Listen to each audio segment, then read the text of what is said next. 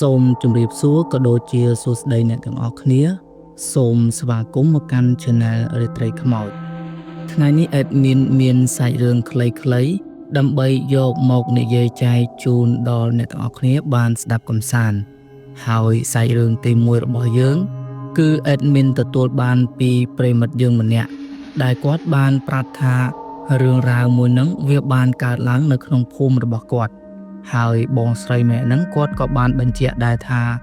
រឿងរ៉ាវដែលបានកើតឡើងនៅក្នុងភូមិរបស់គាត់ហ្នឹងគឺថាវាសាហាវខ្លាំងមែនតើដល់ថ្នាក់អ្នកភូមិគេខ្លាចរអាគ្រប់គ្នាអញ្ចឹងចង់ដឹងថាសាច់រឿងមួយហ្នឹងយ៉ាងណាខ្លះតោះចូលទៅស្ដាប់ជាមួយ Admin ទាំងអស់គ្នារឿងរ៉ាវរបស់យើងគឺផ្ដើមចេញពីបងស្រីម្នាក់ដែលគាត់មានឈ្មោះថាបងភាអញ្ចឹងបងភាគាត់បាននិយាយថារឿងរ៉ាវមួយហ្នឹងបានកើតឡើងកាលពី10ឆ្នាំជាងមុនមកម្លេះដែលអង្ការហ្នឹងគាត់ទើបតែមានអាយុ18-19ឆ្នាំអីទេប៉ុន្តែគាត់នៅចងចាំរឿងរ៉ាវមួយហ្នឹងបានច្បាស់ដោយសារតែវាបានកើតឡើងនៅក្នុងភូមិរបស់គាត់តែម្ដងបងភាគាត់បាននិយាយថាគាត់បានកើតនៅក្នុងភូមិដាច់ស្រយាលមួយហើយនៅក្នុងភូមិរបស់គាត់ហ្នឹងមានអ្នករស់នៅតែប្រមាណគ្រួសារទេគាត់ថានៅក្នុងភូមិរបស់គាត់ភាគច្រើនគេធ្វើផ្ទះដាច់ពីគ្នាមានតែផ្ទះគាត់ហើយនិងផ្ទះរបស់អ៊ំដែនទេដែលនៅជិតគ្នាអញ្ចឹងអ៊ំដែនគាត់គឺជាបរិសុទ្ធពោះម៉ាយដែលប្រពន្ធរបស់គាត់បានស្លាប់ចោលជាង5ឆ្នាំមកហើយគ្រួសាររបស់អ៊ំដែនគាត់មានកូន2នាក់កូនប្រុសម្នាក់ហើយនិងកូនស្រីម្នាក់ដែលកូនប្រុសរបស់គាត់មានឈ្មោះថាបងឡាយហើយចំណែកឯកូនស្រីរបស់គាត់វិញមានឈ្មោះថាបងស្រីឡាងហើយកូនទាំងពីរនាក់របស់គាត់ហ្នឹងគឺមានអាយុសម្បាគ្នាទេបងឡាយគាត់មានអាយុ23ឆ្នាំហើយបងស្រីឡាងគាត់មានអាយុ20ឆ្នាំបងភាគាត់បាននិយាយទៀតថាគ្រួសាររបស់អ៊ំដែនគាត់ក្រខ្លាំងមែនតើក្រដល់ថ្នាក់អត់លុយឲ្យកូនរបស់គាត់ទៅរៀនអញ្ចឹងដោយសារតែពួកគាត់អត់បានរៀនសូត្រនឹងហើយទើបធ្វើឲ្យបងឡាយត្រូវបានមិត្តភ័ក្តិអូសទាញឲ្យដើរផ្លូវខុសរហូតក្លាយទៅជាមនុស្សញៀនថ្នាំអីចឹងទៅពេលហ្នឹងអ៊ំដនគាត់ពិបាកចិត្តពេកគាត់ពិបាកចិត្តដល់ថ្នាក់គាត់ធ្លាក់ខ្លួនឈឺហើយបានប្រហែលខែក្រោយមកអ៊ំដែនគាត់ក៏បានស្លាប់បាត់ទៅអញ្ចឹងយើងនិយាយពីបងភាវិញបន្ទាប់ពីគាត់រៀនចប់វិទ្យាល័យម្ដាយឪពុករបស់គាត់ហ្នឹងក៏បានឲ្យគាត់ទៅរៀនតនៅភ្នំពេញហើយពេលដែលគាត់ឡើងមករៀនតនៅភ្នំពេញគាត់អត់សូវមានពេលទៅលេងផ្ទះរបស់គាត់ទេទាល់តែខែគេវ៉ាកងអីទើបគាត់បានទៅលេងស្រុកម្ដងបងភាគាត់ថាថ្មិចបើកមួយឆ្នាំក៏បានកន្លងផុតទៅហើយគាត់ក៏បានរៀនចប់ឆ្នាំទី1អញ្ចឹងនៅពេលដែលគេវ៉ាកងបងភាគាត់ក៏បានមកលេងផ្ទះរបស់គាត់តែពេលដែលគាត់បានមកលេងផ្ទះគាត់មានការភ្ញាក់ផ្អើលយ៉ាងខ្លាំងដោយសារតែគាត់បានឃើញថាបងស្រីឡាំងគាត់មានផ្ទៃពោះប៉ុន្តែបងភាគាត់អត់ដឹងថាអ្នកណាគឺជាប្តីរបស់បងស្រីឡាំងទេពេលគាត់ទៅសួរម្ដាយឪពុកគាត់ពួកគាត់ក៏អត់ដឹងដូចគ្នាដែរអញ្ចឹងនៅពេលដែលគាត់ជិតត្រឡប់មកភ្នំពេញវិញបងភាគាត់ក៏បានដើរទៅលេងបងស្រីឡាំងហើយពួកគាត់ក៏បាននាំគ្នាអង្គុយជជែកគ្នាលេងធម្មតាពេលហ្នឹងបងភាគាត់ក៏បាននិយាយទៅកាន់បងស្រីឡាំងថាអីយ៉ាបែកគ្នាតែប្រហែលខែសោះបងមានផ្ទៃពោះបាត់បានប្រហែលខែហើយហ្នឹងហ៎ពេលហ្នឹងបងស្រីឡាំងគាត់ក៏បាននិយាយប្រាប់ថាកូនហ្នឹងបាន6-7ខែហើយអញ្ចឹងមានន័យថាបន្ទាប់ពីបងភាគាត់ឡើងទៅរៀនភ្នំពេញបានប្រហែលខែបងស្រីឡាំងគាត់ក៏មានផ្ទៃពោះដែរប៉ុន្តែបងភាគាត់សង្កេតឃើញថានៅពេលដែលគាត់និយាយគ្នារឿងកូនបងស្រីឡាំងហាក់បីដូចជាអត់សប្បាយចិត្តតទៅសោះគាត់ទម្លាក់ទឹកមុខចុះហាក់បីដូចជាមានរឿងអីមួយលាក់ទុកនៅក្នុងចិត្តដោយមិនអាចនិយាយប្រាប់គេបានអញ្ចឹងពេលដែលបានឃើញទឹកមុខបងស្រីឡាំងបែបហ្នឹងបងភាគាត់ក៏អត់ហ៊ានសួរនាំអីច្រើនទៀតដែរហើយគាត់ក៏បានលាបងស្រីឡាំងត្រឡប់មកផ្ទះរបស់គាត់វិញទៅចាប់ពីនឹកមកបងភាក៏បានឡើងមករៀននៅភ្នំពេញជាធម្មតារឿងរ៉ាវបានមកដល់ពេលមួយនៅពេលដែលបងស្រីឡាំងគាត់បានសម្រាលកូនរបស់គាត់រួចរាល់ហើយគាត់ជួនពេលហ្នឹងបងភាគាត់ក៏បានរៀនចប់ឆ្នាំទី2ដូចគ្នាហើយគាត់ក៏បានមកលេងផ្ទះរបស់គាត់ដោយកាលពីឆ្នាំទី1អញ្ចឹងនៅពេលដែលគាត់មកលេងផ្ទះបាន2-3ថ្ងៃស្រាប់តែថ្ងៃមួយនៅសុកគាត់ក៏បានធុំក្លិនស្អុយយ៉ាងចម្លែកនៅក្បែរផ្ទះរបស់គាត់ថាក្លិនស្អុយមួយហ្នឹងដូចជាក្លិនសត្វងាប់អញ្ចឹងស្អុយខ្លាំងមែនតើដល់ថ្នាក់គាត់ទ្រាំអត់ចង់បាន ពេលនឹងបងភាគាត់ក៏ដើររកក្លិនស្អុយមួយនឹងនៅជុំវិញផ្ទះរបស់គាត់ក្រែងលោថាមានសត្វវាងាប់នៅជិតផ្ទះអីចឹងទៅប៉ុន្តែគាត់ដើររកគ្រប់កន្លែងហើយនៅតែអត់ឃើញអីទេអញ្ចឹងបងភាគាត់ក៏បានដើរទៅរកមើលនៅជិតផ្ទះរបស់បងស្រីឡាងម្ដងហើយពេលដែលគាត់ដើរទៅរកមើលទើបគាត់ដឹងថាក្លិនស្អុយមួយនឹងគឺចេញពីផ្ទះរបស់បងស្រីឡាងមកបងភាគាត់ក៏បានស្រែកហៅបងស្រីឡាងបងឡាងអើយតែពេលដែលគាត់ស្រែកហៅនោះអត់មានសំឡេងណាមួយឆ្លើយតបមកគាត់វិញទេអញ្ចឹងដោយសារតែអត់មានអ្នកឆ្លើយបងភាគាត់រៀងចម្លែកក្នុងចិត្តដែរព្រោះថាតាំងពីដើមមកបងស្រីឡាងគាត់កម្រចេញពីផ្ទះរបស់គាត់ណាស់ពេលនឹងបងភាគាត់ក៏ដើរចូលទៅមើលនៅខាងក្រោមផ្ទះកន្លែងហ្នឹងបងភាគាត់បានបញ្ជាក់ថានៅខាងក្រោមផ្ទះរបស់បងស្រីឡាងគាត់បានបាំងជញ្ជាំងជិតអស់ដូចជាបន្ទប់អញ្ចឹងតែគាត់បានធ្វើបង្អួចមួយដែលបង្អួចមួយហ្នឹងបើកចោលមកខាងផ្ទះរបស់បងភាពេលហ្នឹងបងភាគាត់បានដើរចូលតាមទ្វារបន្ទប់ព្រោះថាក្លិនស្អុយវាជះក្លិនចេញពីក្នុងហ្នឹងមកហើយពេលដែលគាត់ដើរចូលទៅដល់ស្រាប់តែគាត់មានការតក់ស្លុតយ៉ាងខ្លាំងដោយសារតែអីដែលគាត់បានឃើញគឺកូនស្រីរបស់បងស្រីឡាងដេកស្លាប់នៅក្នុងអង្រឹងតែម្ដងហើយវាបានជះក្លិនស្អុយមកភាយអត់ដឹងថាស្លាប់តាំងពីកាលមកទេពេលនោះបងភាគាត់ស្លុតចិត្តខ្លាំងមែនតើហើយគាត់ក៏បានស្ទុះរត់ចេញមកក្រៅវិញយ៉ាងលឿនរួចរត់សម្ដៅទៅផ្ទះរបស់គាត់នៅពេលដែលរត់ទៅដល់ផ្ទះបងភាក៏បាននិយាយប្រាប់ម្ដាយគាត់ថាកូនរបស់បងស្រីឡាងបានស្លាប់នៅក្នុងអង្រឹងបាត់ទៅហើយអត់ដឹងថាកើតអីទេហើយបងស្រីឡាងវិញក៏គាត់អត់នៅផ្ទះដែរអញ្ចឹងពេលហ្នឹងម្ដាយរបស់បងភាគាត់បានស្រែកហៅឪពុកបងភាឲ្យទៅជួយមើលហើយពេលដែលពួកគាត់បានទៅដល់ឃើញថាកូនរបស់បងស្រីឡាងបានស្លាប់ប្រហែល 6-7 ថ្ងៃមកហើយចំណែកឯនៅលើសាកសពពួកគាត់បានឃើញមានស្នាមខ្មៅមួយជាប់នឹងករបស់កូនហ្នឹងពេលហ្នឹងឪពុកម្ដាយរបស់បងភាគាត់បានប្រញាប់ឡើងទៅមើលនៅលើផ្ទះព្រោះគាត់ខ្លាចថាបងស្រីឡាងគាត់បានធ្វើអត្តឃាតខ្លួនឯងហើយពេលដែលពួកគាត់បានឡើងទៅដល់លើផ្ទះដូចអីដែលពួកគាត់បានគិតអញ្ចឹងបងស្រីឡាងគឺបានចងកសម្រាប់ខ្លួនឯងបាត់ទៅហើយដែលសាកសពរបស់គាត់ទំនងដូចជាស្លាប់ក្រោយកូនរបស់គាត់1ថ្ងៃ2ថ្ងៃអីហ្នឹងឯងអញ្ចឹងពេលដែលបានឃើញបែបហ្នឹងគ្រប់គ្នាមានការតក់ស្លុតខ្លាំងមែនតើអត់នឹកស្មានថាបងស្រីឡាងគាត់សម្រេចចិត្តសម្លាប់កូនហើយធ្វើអត្តឃាតខ្លួនឯងអញ្ចឹងទេរឿងរ៉ាវក៏ត្រូវបានទុកឲ្យប៉ូលីសជាអ្នកដោះស្រាយ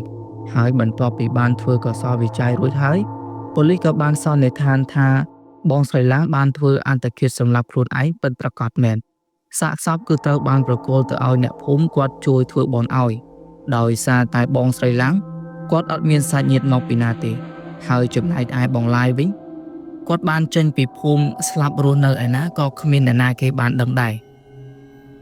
ដោយសារតែគេអត់ដែលបានឃើញគាត់ត្រឡប់មកផ្ទះជិតកន្លះឆ្នាំហើយបន្ទាប់ពីសាកសពម្ដាយកូនរបស់បងស្រីឡាងបានបូជារួចរាល់ហើយអញ្ចឹងផ្ទះរបស់គាត់គឺត្រូវបានបិទទ្វារទុកចោល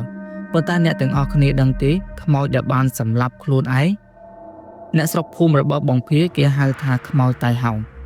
ការស្លាប់របស់គាត់គឺបានធ្វើឲ្យអ្នកស្រុកភូមិមានការខ្លាចរអាគ្រប់គ្នាអញ្ចឹងមានថ្ងៃមួយបន្ទាប់ពីបងស្រីឡាងបានស្លាប់ទៅបានប្រហែលជា 8-9 ថ្ងៃបងភាគាត់ថាមានហេតុការណ៍ដ៏រន្ធត់មួយបានកើតឡើងទៅលើម្ដាយរបស់គាត់ដោយពេលហ្នឹងម៉ោងប្រហែលជា 10 យប់ម្ដាយរបស់បងភាគាត់ឈឺពោះហើយក៏បានចុះទៅបន្ទប់ទឹកនៅខាងក្រោមផ្ទះតែពេលដែលគាត់ចេញមកដល់មាត់ជណ្ដើរស្រាប់តែម្ដាយរបស់គាត់នឹងបានឃើញបងស្រីឡាងកំពុងតែអង្គុយយល់អង្រឹងកូននៅខាងក្រោមផ្ទះរបស់គាត់ហើយពេលដែលបានឃើញបែបហ្នឹងម្ដាយរបស់បងភាគាត់ភ័យខ្លាំងមែនតើរហូតដល់រអិលជើងធ្លាក់ពីលើផ្ទះចុះមកដល់ដីបែកក្បាលឈាមដាបពេលហ្នឹងបងភាហើយនឹងឪពុករបស់គាត់ក៏បានស្ទុះចេញមកមើលឃើញម្ដាយរបស់គាត់បានដេកសន្លប់នៅក្បែរតាមជណ្ដើរផ្ទះហើយពួកគាត់ក៏បានប្រញាប់ជូនម្ដាយរបស់គាត់ទៅមន្ទីរពេទ្យអញ្ចឹងបន្ទាប់ពីថ្ងៃហ្នឹងមកម្ដាយរបស់បងភាគាត់អត់សូវហ៊ានទៅណាតែឯងនៅពេលយប់ទេពេលទៅណាអញ្ចឹងគាត់តែងតែហៅបងភាឲ្យទៅជាមួយគាត់ចូលមកដល់ហេតុការណ៍ទី2ទើបសាហាវខ្លាំងមែនតើបងភាគាត់ថាពេលហ្នឹងមានគ្រឿងចាក់មួយក្រុមបានមកជីកដីនៅខាងក្រោយផ្ទះរបស់បងស្រីឡាងដើម្បីយកដីហ្នឹងទៅចាក់ឲ្យផ្ទះរបស់អ្នកភូមិតែគាត់បញ្ជាក់ថាដីហ្នឹងមិនមែនជាដីផ្ទះរបស់បងស្រីឡាងទេគឺគ្រាន់តែព្រំប្រទល់ដីជាប់នឹងដីរបស់បងស្រីឡាងអញ្ចឹងពេលដែលជីកដល់ល្ងាចហើយ ពួកគេនឹងក៏បាននាំគ្នាត្រឡប់ទៅវិញនៅសល់តែកម្មករ2នាក់គត់ដែលដេកចាំគ្រឿងចក្រព្រោះថាពេលហ្នឹងពួកគេជីកដីអត់ទាន់ហើយទេអញ្ចឹងនៅពេលយប់នឹងហើយដែលបងស្រីឡាងបានចេញមកលងកម្មករទាំង2នាក់ហ្នឹងរត់ចោលឡានទាំងយប់តែម្ដងបងភាគាត់បានឮបងប្រុសទាំង2នាក់ហ្នឹងនិយាយថាពេលហ្នឹងនៅពាក់កណ្ដាលអត្រាត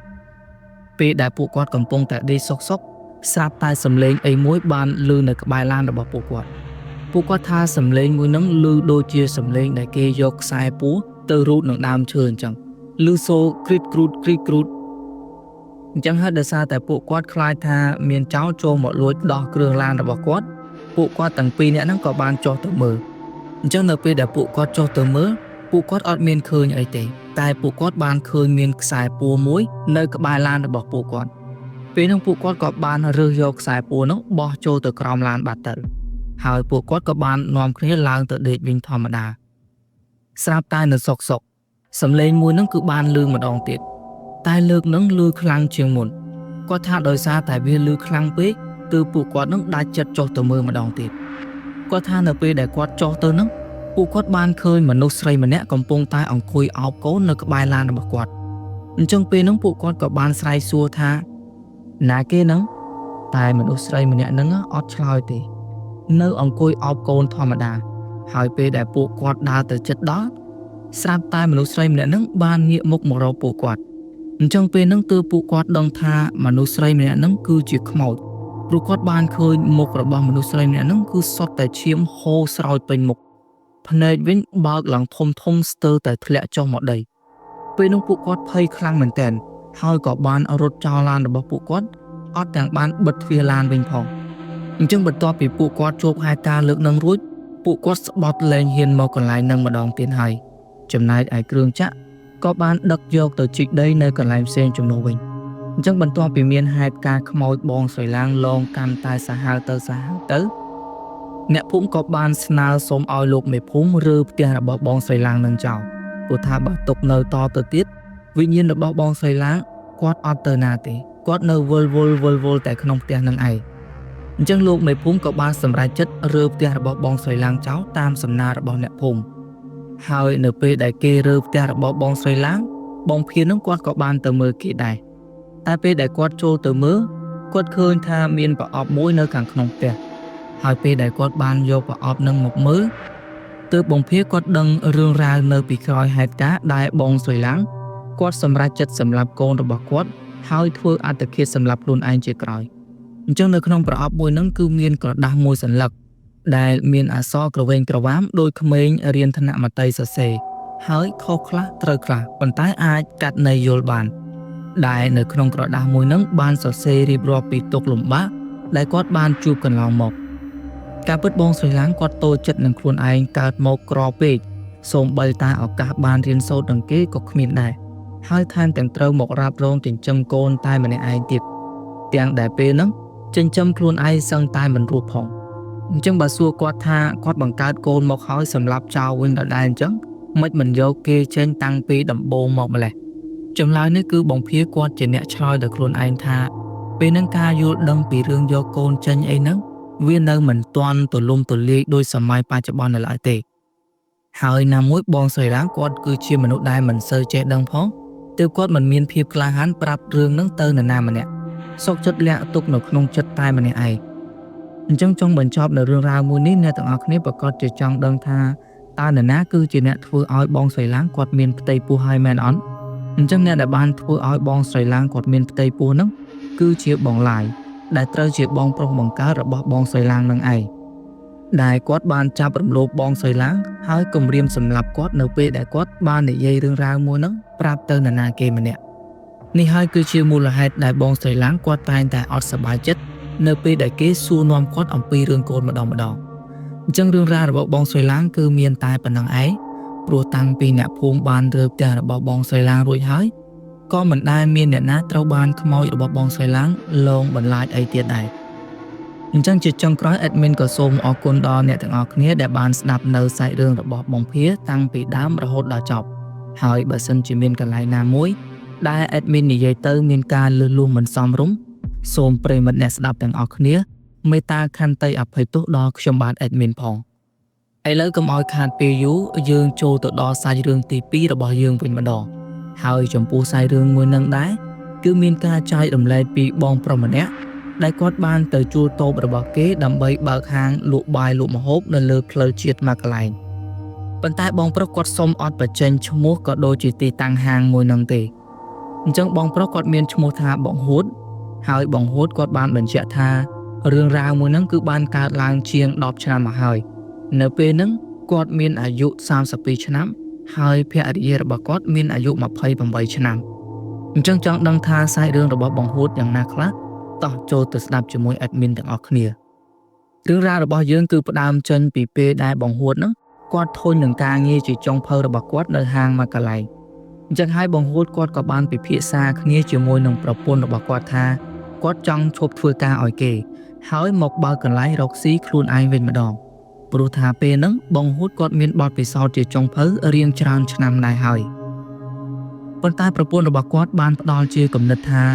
ចាំពេលសន្សំលុយបានរៀងច្រើនបន្តិចសិនទៅចាំចេញទៅបើកហាងរកស៊ីដោយខ្លួនឯងព្រោះថាការដែលចេញរកស៊ីដោយមិនសូវមានដើមទុនគ្រប់គ្រាន់វាមិនមែនជារឿងងាយស្រួលទេហើយណាមួយប្រឈមនឹងហានិភ័យខ្ពស់ទៀតផងពេលហ្នឹងបងហួតគាត់ក៏ស្ដាប់តាមគំនិតប្រពន្ធរបស់គាត់ហើយគាត់ក៏បាននៅទ្រាំធ្វើការឲ្យគេជិត2ឆ្នាំទៀតរយៈពេល2ឆ្នាំបានកន្លងផុតទៅពេលហ្នឹងបងហួតគាត់សន្សំលុយបានច្រើនគួរសមដែរហើយគាត់ក៏បានសម្រេចចិត្តថានឹងចេញរកស៊ីដោយខ្លួនឯងវិញម្ដង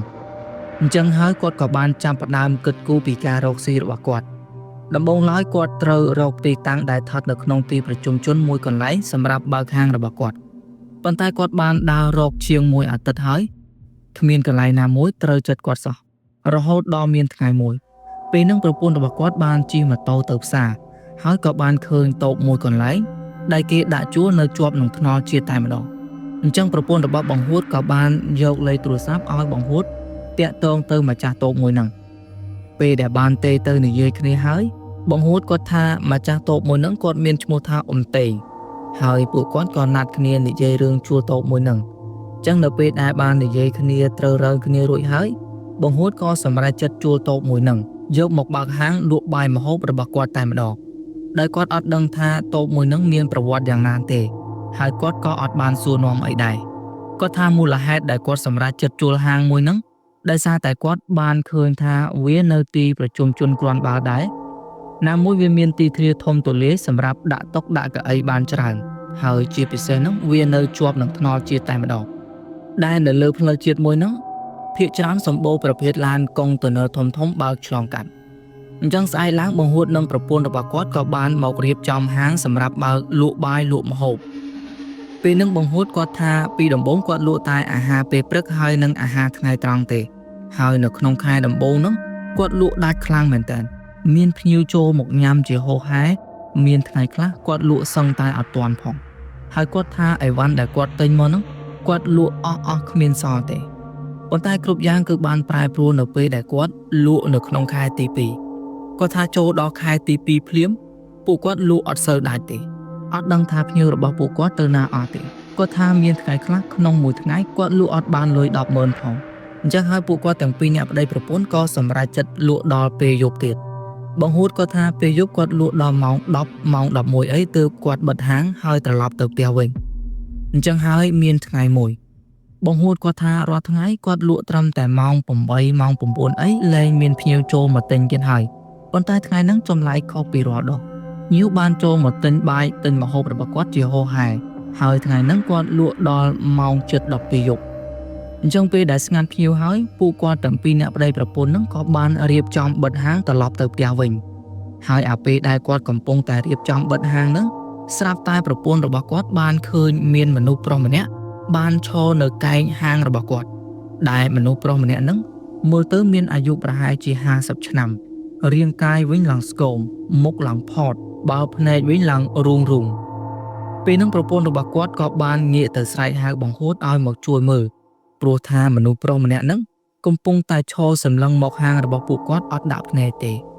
ហើយពេលដែលប្រពន្ធរបស់គាត់ងាកមកវិញស្រាប់តែបាត់មនុស្សប្រុសម្នាក់ហ្នឹងឈឹងតែម្ដងអញ្ចឹងហើយប្រពន្ធរបស់គាត់ក៏បាននិយាយប្រាប់បងហួតថាអូនបានឃើញមនុស្សប្រុសម្នាក់មកឈរនៅកែងហាងរបស់ពួកយើង ហើយពេលដែលអូនងាកទៅស្រែកហៅបងឯងងាកមកវិញស្រាប់តែបាត់មនុស្សប្រុសម្នាក់នឹងឈឹងអត់ដឹងថាគាត់បាត់ទៅណាទេអញ្ចឹងបង្ហួតគាត់ថាប្រហែលជាអ្នកសុំទានសុំអីនៅក្បែរនឹងហើយមកទៅអញ្ចឹងបន្ទាប់ពីពួកគាត់រៀបចំហាងរួចពួកគាត់ក៏បានបិទហាងហើយចាក់សោត្រឡប់ទៅផ្ទះវិញពេលហ្នឹងបង្ហួតគាត់បានទៅយកម៉ូតូឲ្យប្រពន្ធរបស់គាត់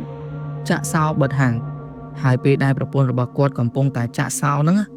គាត់បានកលេចទៅឃើញមនុស្សប្រុសម្នាក់ហ្នឹងឈរនៅកន្លែងហ្នឹងម្ដងទៀតពេលហ្នឹងចៃដន្យកូនសោក៏បានធ្លាក់ចេញពីដៃប្រពន្ធរបស់គាត់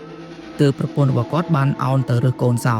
ហើយពេលដែលប្រពន្ធគាត់ងាកមកមើលម្ដងទៀតក៏ស្រាប់តែបាត់មនុស្សប្រុសម្នាក់ហ្នឹងដូចលើកមុនចឹង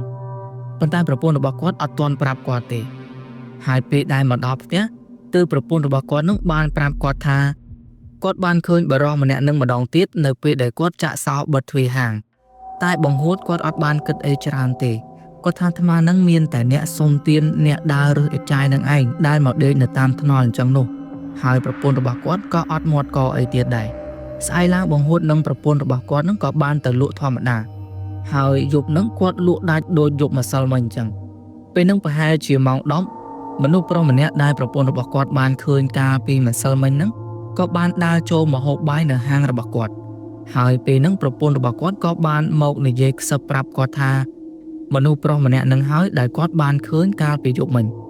ពេលហ្នឹងបង្ហួតគាត់ថាចុំអ្នកសុំទានចូលមកហូបបាយនៅហាងរបស់គាត់ហើយបើសិនជាទៅដេញដូចជាមិនសម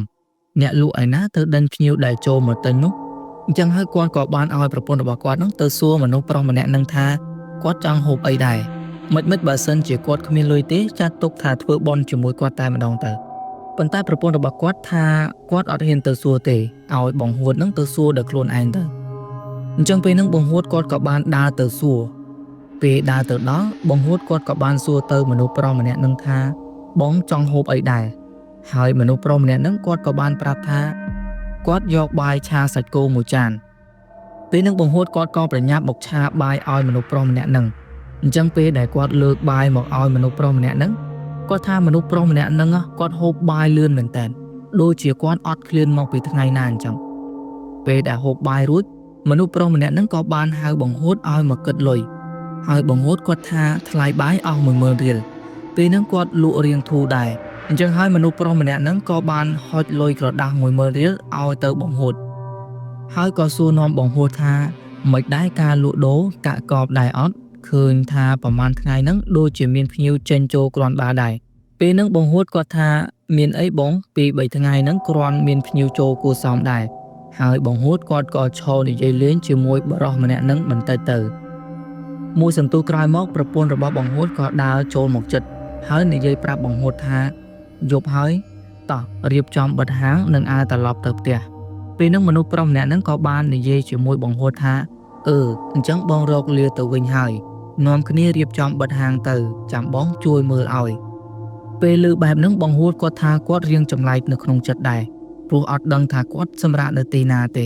បានជាគាត់មកនិយាយថាចាំគាត់ជួយមើលហាងឲ្យអញ្ចឹងពេលហ្នឹងមនុស្សប្រុសម្នាក់ហ្នឹងក៏បានដើរចេញទៅហើយបង្ហួតនិងប្រពន្ធរបស់គាត់ហ្នឹងក៏បានដើរតាមពីក្រោយរបៀបដូចជាអ្នកលក់ជូនដំណើរភ្ញៀវអញ្ចឹងពេលដើរមកដល់មុខហាងគាត់ថាអាភ្លើងហាងហ្នឹងវាភ្លឺទៅដល់ផ្លូវជាតិហើយមនុស្សប្រុសម្នាក់ហ្នឹងក៏បានដើរឆ្លងខំទៅមកខាងទៀតស្រាប់តែពេលហ្នឹងមានឡានកុងតឺន័រមួយគ្រឿងបានបើកបុកមនុស្សប្រុសម្នាក់ហ្នឹងពេញទំហឹងតែម្ដងធ្វើឲ្យបង្ហួតនិងប្រពន្ធរបស់គាត់មានការផិតភ័យតក់ស្លុតយ៉ាងខ្លាំងប៉ុន្តែអីដែលធ្វើឲ្យគាត់និងប្រពន្ធរបស់គាត់កាន់តែភ័យតក់ស្លុតថែមទៀតនោះគឺគាត់បានឃើញឡានកុងតឺន័រមួយហ្នឹងបើកទៅធម្មតាហើយចំណែកមនុស្សប្រុសម្នាក់ហ្នឹងវិញក៏ដើរឆ្លងថ្នល់ធម្មតាដូចគ្នាគ្រប់យ៉ាងគឺដូចជាគ្មានរឿងអីកើតឡើងចឹងពេលហ្នឹងបង្ហួតគាត់ថាគាត់បានឃើញច្បាស់ណាស់ថាមនុស្សប្រុសម្នាក់ហ្នឹងគឺត្រូវបានឡានកុងតឺន័របើកបុកពេញកំហឹងតែម្ដងហើយគាត់ក៏មិនមែនឃើញតែម្នាក់ឯងដែរសូម្បីតែប្រពន្ធរបស់គាត់ហ្នឹងក៏បានឃើញដោយគាត់អញ្ចឹងដែរអញ្ចឹងបន្ទាប់ពីគាត់សម្រួលអារម្មណ៍បន្តិចមកគាត់ក៏បានយកលុយដែលមនុស្សប្រុសម្នាក់ហ្នឹងឲ្យយកមកមើលហើយគាត់ថាលុយហ្នឹងគាត់អត់ទាន់ដាក់ចូលទៅក្នុងហោប៉ៅរបស់គាត់ទេគាត់នៅកាន់វាជាប់នឹងដៃនៅឡើយហើយនៅពេលដែលគាត់យកមកមើលស្រាប់តែគាត់អត់បានឃើញថាវាគឺជាលុយទេតែវាគឺជាក្រដាសសមួយសន្លឹកទៅវិញអញ្ចឹងពេលនោះបង្ហួតកាន់តែភ័យថែមទៀត ព្រោះគាត់ច្បាស់ 100% ហើយថាមនុស្សប្រុសម្នាក់ហ្នឹងមិនមែនជាមនុស្សទេតែគាត់គឺជាខ្មោចពេលនឹងបង្ហួតនឹងប្រពន្ធរបស់គាត់បានប្រញាប់រើតុកចូលទៅក្នុងហាងហើយចាក់សោត្រឡប់មកផ្ទះរបស់គាត់តែម្ដងស្អែកឡើងបង្ហួតនឹងគាត់ក៏សម្រាកលក់មួយថ្ងៃហើយគាត់ក៏បានទៅផ្ទះរបស់អ៊ំតេងហើយប្រាប់រឿងរ៉ាវដែលគាត់បានជួបកាលពីយប់មិញហ្នឹងប្រាប់ទៅអ៊ំតេងអញ្ចឹងពេលហ្នឹងអ៊ំតេងគាត់ក៏បាននិយាយពីប្រវត្តិហាងរបស់គាត់ឲ្យបង្ហួតស្ដាប់គាត់ថាកាលពីដំបូងទីកន្លែងហ្នឹងគឺជាស្នាក់ការពលុតអគ្គិភ័យមួយកន្លែងប៉ុន្តែក្រោយមកមិនដឹងជាយ៉ាងម៉េចស្នាក់ការពលុតអគ្គិភ័យហ្នឹងក៏បានរើទៅកន្លែងផ្សេងហើយពេលដែលអ៊ំតេងគាត់ឃើញកន្លែងហ្នឹងល្អគាត់ក៏បានទិញដីកន្លែងហ្នឹងយកមកកែច្នៃធ្វើជាហាងបាយដូចពេលហ្នឹងអញ្ចឹងអ៊ំតេងគាត់បានប្រាប់ទៀតថាបន្ទាប់ពីគាត់បានបើកហាងលក់បាយហើយក៏មានភ្ញៀវចូលមកហូបជាច្រើនហូរហែដែរហើយនៅក្នុងចំណោមភ្ញៀវទាំងអស់ហ្នឹងគាត់មានម៉ួយហូបបាយប្រចាំម្នាក់ដែលម៉ួយម្នាក់ហ្នឹងតែងតែមកហូបបាយនៅហាងរបស់គាត់រាល់ថ្ងៃប៉ុន្តែចៃដន្យមានថ្ងៃមួយភ្ញៀវម្នាក់ហ្នឹងគាត់បានដើរមកហូបបាយនៅហាងរបស់គាត់ដូចរាល់ថ្ងៃអញ្ចឹងហើយនៅពេលដែលគាត់ហូបបាយរួចភ្ញៀវម្នាក់ហ្នឹងគាត់ក៏បានដើរចេញពីហាងឆ្លងថ្នល់ទៅម្ខាងទៀតប៉ុន្តែនៅពេលដែលគាត់ដើរឆ្លងផ្លូវបានតែពាក់កណ្ដាលផ្លូវស្រាប់តែមានឡានធំមួយបានបើកបុកគាត់ពេញទំហឹងតែម្ដងធ្វើឲ្យសាកសពរបស់គាត់បានខ្ទាតទៅកែងហាងរបស់គាត់ហើយឡានធំដែលបានបើកបុកគាត់នោះក៏បានបន្ថែមល្បឿនរត់គេចខ្លួនបាត់ទៅអញ្ចឹងភ្ញៀវម្នាក់ដែលត្រូវបានឡានបុកនោះក៏ដាច់ខ្យល់ស្លាប់នៅកែងហាងនឹងតែម្ដងទៅអញ្ចឹងក្រោយពីគ្រោះថ្នាក់លើកនឹងហើយអ៊ំតេងគាត់ក៏បាននិមន្តព្រះសង្ឃមកប្រោះព្រំនៅលើផ្លូវក៏ដូចជាមុខហាងរបស់គាត់ដែរប៉ុន្តែវិញ្ញាណរបស់មនុស្សប្រុសម្នាក់ហ្នឹងដូចជាអត់បានទៅណាទេហើយគាត់តែងតែចេញមកឲ្យគេឃើញនៅកែងហាងរបស់គាត់ជាញឹកញាប់អញ្ចឹងហើយចាប់តាំងពីពេលនោះមកហាងរបស់គាត់ក៏លែងសូវមានអ្នកចូលមកហូបបាយដោយកាលពីមុនទៀតដែរហើយគាត់ក៏បានសម្រេចចិត្តបិទហាងរបស់គាត់ចោលប្រហែលជា 2-3 ឆ្នាំមកហើយរហូតមកដល់ពេលនេះទើបគាត់បានដាក់វាជួលម្ដងទៀតព្រោះគាត់គិតថាព្រលឹងរបស់ភ្ញៀវម្នាក់ហ្នឹងលែងនៅទីហ្នឹងទៀតហើយមួយវិញទៀតបានជាគាត់មិននិយាយពីប្រវត្តិហាងមួយហ្នឹងឲ្យបង្ហួតគាត់ដឹងព្រោះពេលដែលបង្ហួតគាត់មកជួលហាងហ្នឹងបង្ហួតគាត់បានប្រាប់ទៅម្ចាស់ហាងថាគាត់លក់តែបាយពេលព្រឹកហើយនឹងពេលថ្ងៃទេអញ្ចឹងហើយគាត់ក៏អត់ប្រាប់រឿងរ៉ាវមួយហ្នឹងទៅបង្ហួតទៅអញ្ចឹងបន្ទាប់ពីបង្ហួតគាត់បានដឹងពីប្រវត្តិហាងមួយហ្នឹងហើយគាត់ក៏បានសុំម្ចាស់ហាងឈប់ជួលហាងមួយហ្នឹងទៀតហើយគាត់ក៏បានទៅរកកន្លែងផ្សេងសម្រាប់ប្រកបមុខរបររបស់គាត់វិញអញ្ចឹងសាច់រឿងរបស់បង្ហួតគឺមានតែប៉ុណ្្នឹងឯងជាចុងក្រោយ admin ក៏សូមអរគុណដល់អ្នកទាំងអស់គ្នាដែលបានស្ដាប់នៅសាច់រឿងរបស់បង្ហួតតាំងពីដើមរហូតដល់ចប់ហើយបើសិនជាមានកន្លែងណាមួយដែល admin និយាយទៅមានការលឺលួងមិនសមរម្យសូមប្រិយមិត្តអ្នកស្ដាប់ទាំងអស់គ្នាមេត្តាខន្តីអភ័យទោសដល់ខ្ញុំបាន admin ផងហើយមុននឹងយើងបែកគ្នាទៅ admin ក៏សូមឲ្យអ្នកទាំងអស់គ្នាជួយចុច Subscribe Channel របស់ admin ម្នាក់មួយផងដើម្បីផ្ដល់ជាកម្លាំងចិត្តដល់ admin ស្វែងរកនៅរឿងរ៉ាវថ្មីៗយកមកដំណើរជូនប្រិមិត្តអ្នកស្ដាប់ទាំងអស់គ្នាជាបន្តទៀតអញ្ចឹងនៅក្នុងខណៈនេះដែរ admin សូមអរគុណនិងសូមជម្រាបលាសូមជម្រាបសួរក៏ដូចជាសួស្តីអ្នកទាំងអស់គ្នាស្វាគមន៍សាជាថ្មីមកកាន់ Channel រាត្រីខ្មោចថ្ងៃនេះ admin នឹងលើកយកសាច់រឿងខ្លីៗមកនិយាយចែកជូនដល់អ្នកទាំងអស់គ្នាបានស្ដាប់កំសាន្តហើយចំពោះសាច់រឿងទី1របស់យើងគឺមានបងប្រុសម្នាក់គាត់បានចែករំលែកមកកាន់ admin ដែលសាច់រឿងមួយហ្នឹងពេលដែល admin បានអានហើយ admin មានអារម្មណ៍ថាខ្លាចជំនួសបងប្រុសម្នាក់នឹងខ្លាំងមែនតើដោយសារតែបងប្រុសគាត់បានរស់នៅជាមួយខ្មោចដល់ទៅ5ថ្ងៃហើយនោះទើបគាត់ដឹងថាអ្នកដែលរស់នៅជិតគាត់នោះមិនមែនជាមនុស្សទេអញ្ចឹងចង់ដឹងសាច់រឿងរបស់បងប្រុសយ៉ាងណាខ្លះតោះចូលទៅស្ដាប់ជាមួយ admin ទាំងអស់គ្នាសាច់រឿងរបស់យើងគឺផ្ដើមចេញពីបងប្រុសម្នាក់ដែលគាត់មានឈ្មោះថាបងបញ្ញាប៉ុន្តែ admin សូមហៅគាត់ត្រឹមតែបងញ៉ាវិញដើម្បីឲ្យងាយស្រួលក្នុងការនិយាយនៅសាច់រឿងរបស់គាត់អញ្ចឹងបងញ៉ាហ្នឹងគាត់បាននិយាយថា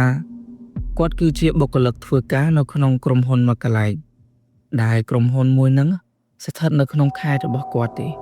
ប៉ុន្តែមកដល់ពេលមួយក្រុមហ៊ុនរបស់គាត់នឹងបានពង្រីកសាខាទៅក្នុងខេត្តមួយទៀតអញ្ចឹងពេលហ្នឹងថៅកែក្រុមហ៊ុនក៏បានស្នើឲ្យគាត់ទៅធ្វើការនៅសាខាដែលទើបតែបើកថ្មីហ្នឹងព្រោះថាសាខាទើបតែបើកថ្មីអញ្ចឹង គេតែងតែយកបុគ្គលិកចាស់ទៅជួយ support ទៅជួយ train បុគ្គលិកថ្មីអីអញ្ចឹងទៅហើយបងញ៉ាគាត់ក៏បានទៅតាមការស្នើសុំរបស់ថៅកែរបស់គាត់អញ្ចឹងបន្ទាប់ពីព្រមព្រៀងគ្នាហើយថៅកែរបស់គាត់នឹងបានឲ្យគាត់ទៅថ្ងៃស្អែកតែម្ដងដំបូងបងញ៉ាគាត់ស្មានថាទៅអាទិត្យក្រោយឬមួយក៏ខែក្រោយអីតែនេះមានណាលេងឲ្យគាត់ទៅភ្លាមតែម្ដងទាំងដែលពេលហ្នឹងបងញ៉ាគាត់អត់ទាន់បានស្វែងរកផ្ទះជួលសម្រាប់ស្នាក់នៅឡើយទេអញ្ចឹងស្អែកឡើងបងញ៉ាហ្នឹងគាត់ក៏បានធ្វើដំណើរមកធ្វើការនៅសាខាថ្មីហ្នឹងគាត់ថាគាត់ចេញពីផ្ទះរបស់គាត់មកនៅម៉ោង 9 ព្រឹកហើយបានមកដល់ខេត្តកំពង់សោមនៅម៉ោង 7:02 រសៀលអញ្ចឹងពេលដែលមកដល់ហើយបងញ៉ាហ្នឹងគាត់ក៏បានចូលទៅមើលសាខាក្រុមហ៊ុនថ្មីរបស់គាត់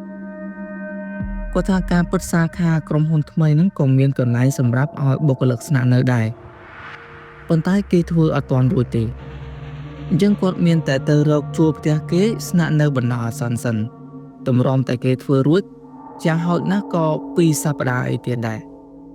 អញ្ចឹងបន្ទាប់ពីបងញ៉ាគាត់មកមើលសាខាក្រុមហ៊ុនថ្មីរួច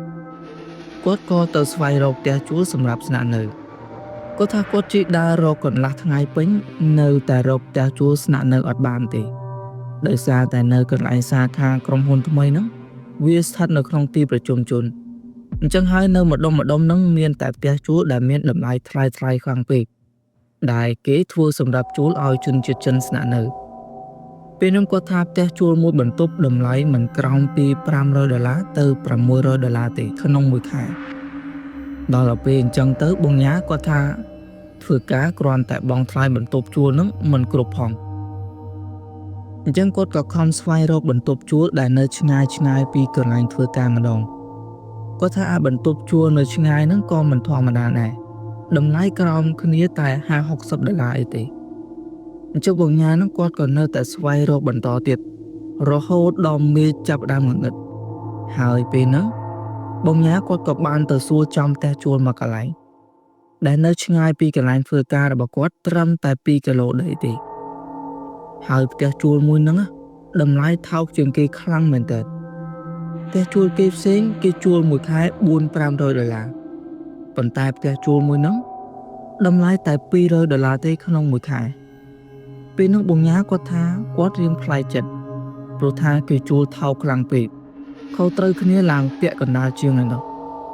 អញ្ចឹងពេលហ្នឹងគាត់ក៏សួរទៅម្ចាស់ផ្ទះថាហេតុអីបានជាជួលផ្ទះថោកជាងគេខ្លាំងម្ល៉េះគាត់សួរព្រោះគាត់ខ្លាចថាផ្ទះជួលហ្នឹងមានបញ្ហាអីចឹងណាប៉ុន្តែម្ចាស់ផ្ទះជួលហ្នឹងក៏បានប្រាប់គាត់ថាតម្លៃ$200ហ្នឹងគឺគាត់ជួលឲ្យតែជនជាតិខ្មែរយើងស្នាក់នៅទេ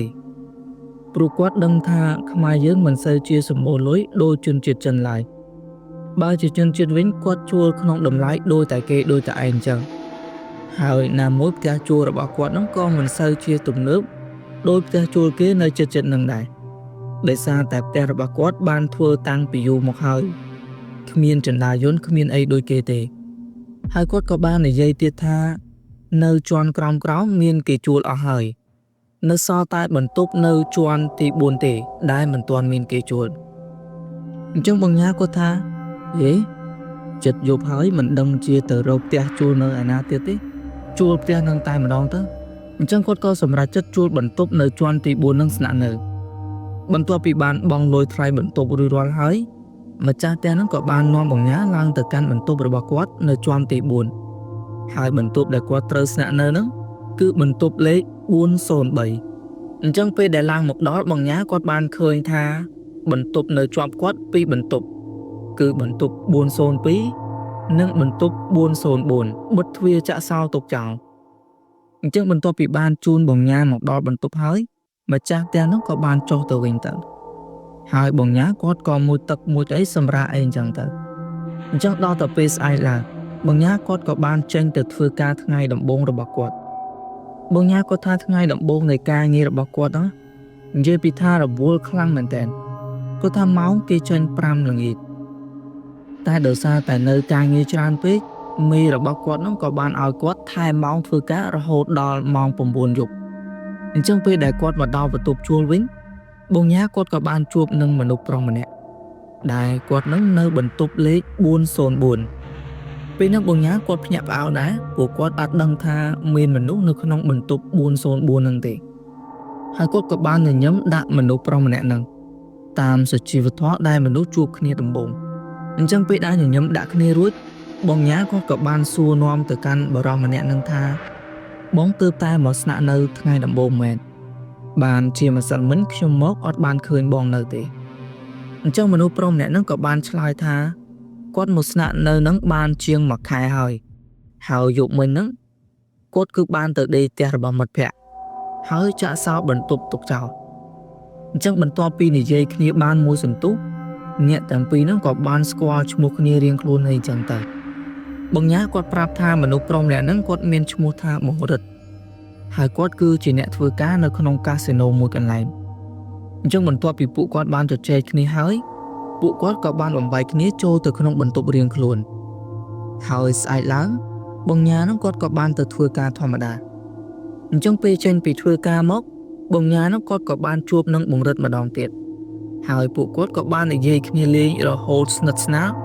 ដូចជាមិត្តភក្តិនឹងគ្នាអីចឹងទៅហើយពេលហ្នឹងបងញ៉ាគាត់ក៏បានសួរទៅបងរិទ្ធថាបងចេះផឹកស្រាអត់បើចេះពេលគាត់ចេញពីធ្វើការមកចាំគាត់ទិញយកមកដាក់ពីរនាក់គ្រាន់បាននិយាយគ្នាឲ្យបានយូរបន្តិចពេលហ្នឹងបងរិទ្ធគាត់ថាមានអីទិញមកចាំខ្ញុំអ្នកធ្វើសេចក្លែមអញ្ចឹងការសន្ទនារបស់គាត់នៅយប់ទី2ហ្នឹងក៏បានបញ្ចប់ទៅហើយស្អែកឡើងបងញ៉ាហ្នឹងគាត់ក៏បានទៅធ្វើការជាធម្មតាហើយពេលដែលចេញមកពីធ្វើការវិញបងញ៉ាហ្នឹងគាត់ក៏បានទិញស្រាបៀរមកជាមួយដែរអញ្ចឹងពេលដែលមកដល់បន្ទប់ពួកគាត់ទាំងពីរនាក់នោះក៏បាននាំគ្នាអង្គុយផឹកស្រានៅរានហាលមុខបន្ទប់របស់ពួកគាត់ទាំងពីរនាក់ហ្នឹងប៉ុន្តែបងញ៉ាគាត់ចម្លែកត្រង់ថាពេលដែលបងរិទ្ធគាត់ផឹកស្រាគាត់អត់ផឹកនឹងកំប៉ុងដូចយើងទេគាត់តែងតែយកកូនកែវមួយដែលកូនកែវមួយហ្នឹងដូចកូនកែវដែលគេចំណាំតែយកទៅដាក់ទឹកសែនឲ្យអ្នកស្លាប់អញ្ចឹងហើយពេលហ្នឹងបងញ៉ាគាត់ក៏បានសួរដែរថាមិនបានជាបងអត់ផឹកនឹងកំប៉ុងអញ្ចឹងហើយបងរិទ្ធក៏បានឆ្លើយថាគាត់អត់ចេះផឹកនឹងកំប៉ុងទេហើយដាក់កែវអញ្ចឹងបានផឹកបានយូរក្រនឹងស្វឹងអញ្ចឹងបងញ៉ាគាត់ក៏អត់បានសួរនាំអីទៀតដែរហើយពួកគាត់ហ្នឹងក៏បានអង្គុយផឹកស្រាបណ្ដាលជជែកគ្នាបណ្ដាលរហូតដល់ម៉ោង9ជាងពេលដែលពួកគាត់កំពុងតែអង្គុយផឹកស្រាហ្នឹងស្រាប់តែមានបរិសម្នាក់ទៀតបានឡើងមកជាន់របស់ពួកគាត់ហើយបរិសម្នាក់ហ្នឹងគឺគាត់ជាអ្នករស់នៅក្នុងបន្ទប់402នឹងឯងពេលហ្នឹងបងញ៉ាគាត់កាន់តែភ្ញាក់ផ្អើលថែមទៀតព្រោះថាគាត់បានមកនៅ3ថ្ងៃហើយមិនដែលដឹងថាបន្ទប់402មានមនុស្សស្នាក់នៅទេពេលដែលគាត់ចេញពីធ្វើការគាត់តែងតែឃើញបន្ទប់មួយហ្នឹងចាក់សោជាប់រហូតពេលហ្នឹងបងញ៉ាគាត់សង្កេតឃើញថានៅពេលដែលបរិសម្នាក់ហ្នឹងបានឃើញពួកគាត់ទាំងពីរនាក់កំពុងអង្គុយផឹកស្រាគាត់ដូចជាមានអារម្មណ៍មួម៉ៅខ្លាំងមែនទែនហើយក៏បានដើរចូលទៅក្នុងបន្ទប់របស់គាត់យ៉ាងលឿនរួចបិទទ្វារបន្ទប់លូសូតែក្រាំងអញ្ចឹងបងញ៉ាគាត់ក៏អត់បានគិតអីច្រើនដែរគាត់ថាប្រហែលជាបរិសម្នាក់ហ្នឹងគាត់អត់ចូលចិត្តអ្នកផឹកស្រានិយាយគ្នារញ៉េរញ៉ៃអីហើយមកទៅហើយបន្ទាប់មកពួកគាត់ទាំងពីរនាក់ហ្នឹងក៏បានបបួលគ្នាឈប់ផឹកហើយចូលទៅដេកក្នុងបន្ទប់រៀងៗខ្លួនអីចឹងទៅព្រឹកឡើងបងញ៉ាគាត់ក៏បានចេញទៅធ្វើការធម្មតាប៉ុន្តែនៅពេលដែលគាត់ចេញមកដល់មុខបន្ទប់ស្រាប់តែគាត់បានជួបនឹងបរិសម្នាក់ដែលនៅបន្ទប់លេខ402ហ្នឹងហើយគាត់ក៏បានញញឹមដាក់បងញ៉ាពួកគាត់ទាំងពីរនាក់ហ្នឹងក៏បានញញឹមដាក់គ្នាទៅវិញទៅមកហើយបរិសម្នាក់ហ្នឹងក៏បាននិយាយប្រាប់បងញ៉ាថាបងរិទ្ធហ្នឹងគាត់មិនមែនជាមនុស្សល្អទេពេលហ្នឹងបងញ៉ាគាត់ក៏មិនដឹងថាត្រូវនិយាយអីតបជាមួយបរិសម្នាក់ហ្នឹងដែរគាត់បានត្រឹមតែញញឹមហើយក៏បានដើរចេញទៅអញ្ចឹងបន្ទាប់ពីចេញពីធ្វើការមកបងញ៉ាហ្នឹងគាត់ក៏បានបបួលបងរិទ្ធមកបង្ហើយស្រាដែលសល់កាលពីយប់មិញអញ្ចឹងពួកគាត់ទាំងពីរនាក់ហ្នឹងក៏បានអង្គុយផឹកស្រាដែលនៅសល់ប្រហែលជា6កំប៉ុងទៀតហើយពេលដែលកំពុងតែអង្គុយផឹកហ្នឹងស្រាប់តែបរិសដែលនៅបន្ទប់លេខ402ហ្នឹងមកដល់ម្ដងទៀតហើយគាត់មានអាការៈដូចកាលពីយប់មិញអញ្ចឹងគឺដើរទៅបន្ទប់យ៉ាងលឿនហើយបិទទ្វារបន្ទប់របស់គាត់លឺសូរតែក្រាំងពេលហ្នឹងបងញ៉ាគាត់ក៏បានសួរទៅបងរិទ្ធថាបងមានដែរស្គាល់បងប្រុសម្នាក់ហ្នឹងអត់មិនបានជាពេលដែលគាត់ឃើញយើងផឹកស្រាគាត់តែងតែមានអាការៈដូចជាអត់ចូលចិត្តអញ្ចឹងហើយបងរិទ្ធគាត់ក៏បានឆ្លើយថា កាលពីមុនធ្លាប់ស្គាល់គ្នាតែឥឡូវនេះឈប់ស្គាល់ហើយបង្រិតគាត់ក៏បាននិយាយទៀតថាតាមតែគេទៅកុំទៅខ្វល់អីអញ្ចឹងបន្ទាប់ពីពួកគាត់ផឹកស្រាអស់ពួកគាត់នឹងក៏បានចែកផ្លូវគ្នាទៅដេករៀងៗខ្លួនស្អែកឡើងបញ្ញាគាត់ក៏បានទិញស្រាយកមកផឹកជាមួយបង្រិតដូចថ្ងៃមុនអញ្ចឹងប៉ុន្តែបញ្ញាគាត់ឆ្ងល់រឿងមួយគាត់ថាតាំងតែពីគាត់ស្គាល់បង្រិតមកគាត់អត់ដែលឃើញបង្រិតគាត់បដូរខោអាវដេករបស់គាត់សោះថ្ងៃណាក៏ឃើញគាត់ស្លៀកពាក់តែខោអាវដេកមួយកំ pl នឹងរហូតតែគាត់ក៏មិនបានទៅសួរនាំបង្រិតអីដែរអញ្ចឹងយប់នោះពួកគាត់ទាំងពីរនាក់ហ្នឹងក៏បាននាំគ្នាអង្គុយផឹកស្រាជជែកគ្នាលេងដល់ម៉ោង 12 យប់បន្ទាប់ពីអស់ស្រាហើយពួកគាត់ហ្នឹងក៏បំបីគ្នាទៅដេករៀងៗខ្លួនដោយទម្លាប់រាល់ថ្ងៃអញ្ចឹងប៉ុន្តែយប់នោះបញ្ញាគាត់ដេកអត់លក់ទេគាត់ខ្លួនឯងហ្នឹងក៏អត់ដឹងថាមកពីមូលហេតុអីដែររហូតដល់ម៉ោង 7:02 រំលងអាត្រាតទើបគាត់បានដេកលក់អញ្ចឹងពេលព្រឹកឡើងពេលដែលបញ្ញាគាត់ភ្ញាក់ពីដេកមកគាត់បានយឺតម៉ោងការងាររបស់គាត់បាត់ទៅហើយពេលនោះគាត់បញ្ញាប់បញ្ញាល់មួយទឹកហើយស្លៀកពាក់ទៅធ្វើការយ៉ាងលឿនហើយពេលដែលគាត់ចេញទៅនោះគាត់បានផ្លិចយកឯកសារដែលត្រូវឲ្យមេរបស់គាត់ចុះហត្ថលេខាទៅជាមួយអញ្ចឹងពេលដែលទៅដល់ក្រុមហ៊ុនមេរបស់គាត់នោះក៏ទាររកឯកសារពីគាត់ពេលនោះទើបគាត់ដឹងថាគាត់បានផ្លិចយកឯកសារមកជាមួយហើយបញ្ញាគាត់ក៏បានសុំមេរបស់គាត់មកយកនៅបន្ទប់ជួលរបស់គាត់វិញអញ្ចឹងហើយមេរបស់គាត់នោះក៏បានសួរថាបន្ទប់ដែលគាត់ជួលនោះនៅឆ្ងាយអត់បើថានៅឆ្ងាយពេកមិនបាច់ទៅយកទេចាំស្អែកចាំសញ្ញេក៏បានដែរតែបញ្ញាគាត់បានប្រាប់ទៅមេរបស់គាត់វិញថាបន្ទប់របស់គាត់នៅជិតនឹងដែរទេជិះទៅមកប្រហែលជា10 នាទីតែប៉ុណ្ណោះអញ្ចឹងមេរបស់គាត់នោះក៏បានសួរទៀតថាបន្ទប់ជួលនៅម្ដុំណាវិញបញ្ញាគាត់បានប្រាប់ថាផ្ទះជួលមួយដែលនៅឆ្ងាយពីនេះប្រហែលជា2 គីឡូដែរហើយរៀងចាស់ជាងគេអញ្ចឹងពេលហ្នឹងមេរបស់គាត់នោះក៏បានសួរដោយរបៀបភ្ញាក់ផ្អើលថាផ្ទះជួលមួយដែលអត់មានចណ្ដាលយន្តនឹងមែនបញ្ញាហ្នឹងគាត់ក៏បានប្រាប់ថាបាទនឹងហើយមេអញ្ចឹងមេរបស់គាត់នោះក៏បានសួរបញ្ជាក់បន្ថែមទៀតថាមិនដែរនៅផ្ទះហ្នឹងអត់មានអីណាអីបញ្ញាគាត់ថាអត់អីណាមេធម្មតាតើតម្លៃគួរសមអាចទទួលយកបានហើយម្ចាស់ផ្ទះក៏រៀងសួរដែរអញ្ចឹងពេលហ្នឹងមេរបស់គាត់នឹងក៏ឈប់សួរដេញដោលអីទៀតដែរហើយបញ្ញាគាត់ក៏បានមកបន្ទប់របស់គាត់ដើម្បីយកឯកសារតែពេលដែលបញ្ញាគាត់មកដល់គាត់បានឃើញមានលោកសង្ឃ 4-5 អង្គនិមន្តមកផ្ទះដែលគាត់បានជួលនឹងអញ្ចឹងពេលដែលគាត់បានឃើញហើយបញ្ញានោះគាត់ក៏បានសួរទៅម្ចាស់ផ្ទះថាមានរឿងអីមែនបានជានិមន្តព្រះសង្ឃមកផ្ទះបែបហ្នឹងម្ចាស់ផ្ទះគាត់ក៏បាននិយាយប្រាប់ថាសាច់ញាតិរបស់អ្នកស្លាប់គេបានមកអន្តងព្រលឹងរបស់អ្នកស្លាប់យកទៅផ្ទះរបស់គេវិញអញ្ចឹងពេលនោះបញ្ញាគាត់ក៏បានសួរទាំងភ្ញាក់ផ្អើលថាណាគេស្លាប់អីម្ចាស់ផ្ទះក៏បានឆ្លើយប្រាប់ថាកាលពីមួយខែមុនមានបរិសម្នាក់បានសម្លាប់ដៃគូរបស់គេហើយសម្លាប់ខ្លួនឯងតាមក្រោយហើយអ្នកដែលបានសម្លាប់ខ្លួននោះគឺគាត់មានឈ្មោះថារិទ្ធនៅបន្ទប់404ជិតបន្ទប់របស់គាត់នឹងឯងពេលនឹងបញ្ញាគាត់ភ្ញាក់ផ្អើលខ្លាំងមែនតើព្រោះថាគាត់ទើបតែបានផឹកស្រាជាមួយបង្រិតកាលពីយប់មិញហ្នឹងទេដល់តែម្ចាស់ផ្ទះប្រាប់ថាគាត់បានស្លាប់កាលពីមួយខែមុនអ្នកណាគេមិនស្លុតចិត្តព្រោះថាអ្នកដែលបានអង្គុយផឹកស្រាជាមួយគាត់ប្រហែលថ្ងៃមកនេះគឺមិនមែនជាមនុស្សទេតែគាត់គឺជាខ្មោចពេលនោះបញ្ញាគាត់ក៏បានសុំឲ្យម្ចាស់ផ្ទះនិយាយរឿងរ៉ាវដែលបង្រិតគាត់បានសម្លាប់គេហើយសម្លាប់ខ្លួនឯងជាក្រោយឲ្យគាត់ស្ដាប់តាមពិតម្ចាស់ផ្ទះក៏មិនចង់និយាយប្រាប់បញ្ញាដែរព្រោះខ្លាចថាបញ្ញាគាត់ដឹងហើយគាត់យកទៅនិយាយប្រាប់គេឯងថាផ្ទះរបស់គាត់មានខ្មោចហើយវាប៉ះពាល់ដល់ការរកស៊ីរបស់គាត់ប៉ុន្តែបញ្ញានោះគាត់ចង់ដឹងពេកទើបម្ចាស់ផ្ទះនោះគាត់ព្រមប្រាប់រឿងហ្នឹងទៅបញ្ញាឲ្យដឹងម្ចាស់ផ្ទះគាត់បាននិយាយថាកាលពីជាងមួយខែមុនមានគូសង្សារប្រុសស្រឡាញ់ប្រុសមួយគូបានមកជួលបន្ទប់របស់គាត់ស្នាក់នៅហើយគាត់ក៏បានបើកបន្ទប់404ឲ្យពួកគាត់ទាំងពីរនាក់ដែលសង្សារមួយគូនោះគឺជាមនុស្សប្រុសម្នាក់ដែលមានឈ្មោះថារិទ្ធនឹងឯងប៉ុន្តែមានថ្ងៃមួយនៅសុកបង្រិតគាត់ក៏បានចុះមកជួលបន្ទប់ថែមមួយទៀត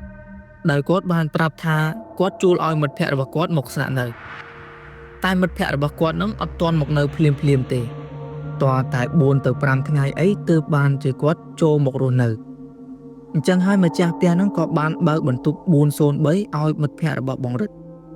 ប៉ុន្តែបងរិទ្ធគាត់ប្រកែកថាមិត្តភ័ក្តិរបស់គាត់នឹងអត់ចង់នៅបន្ទប់លេខសេសទេ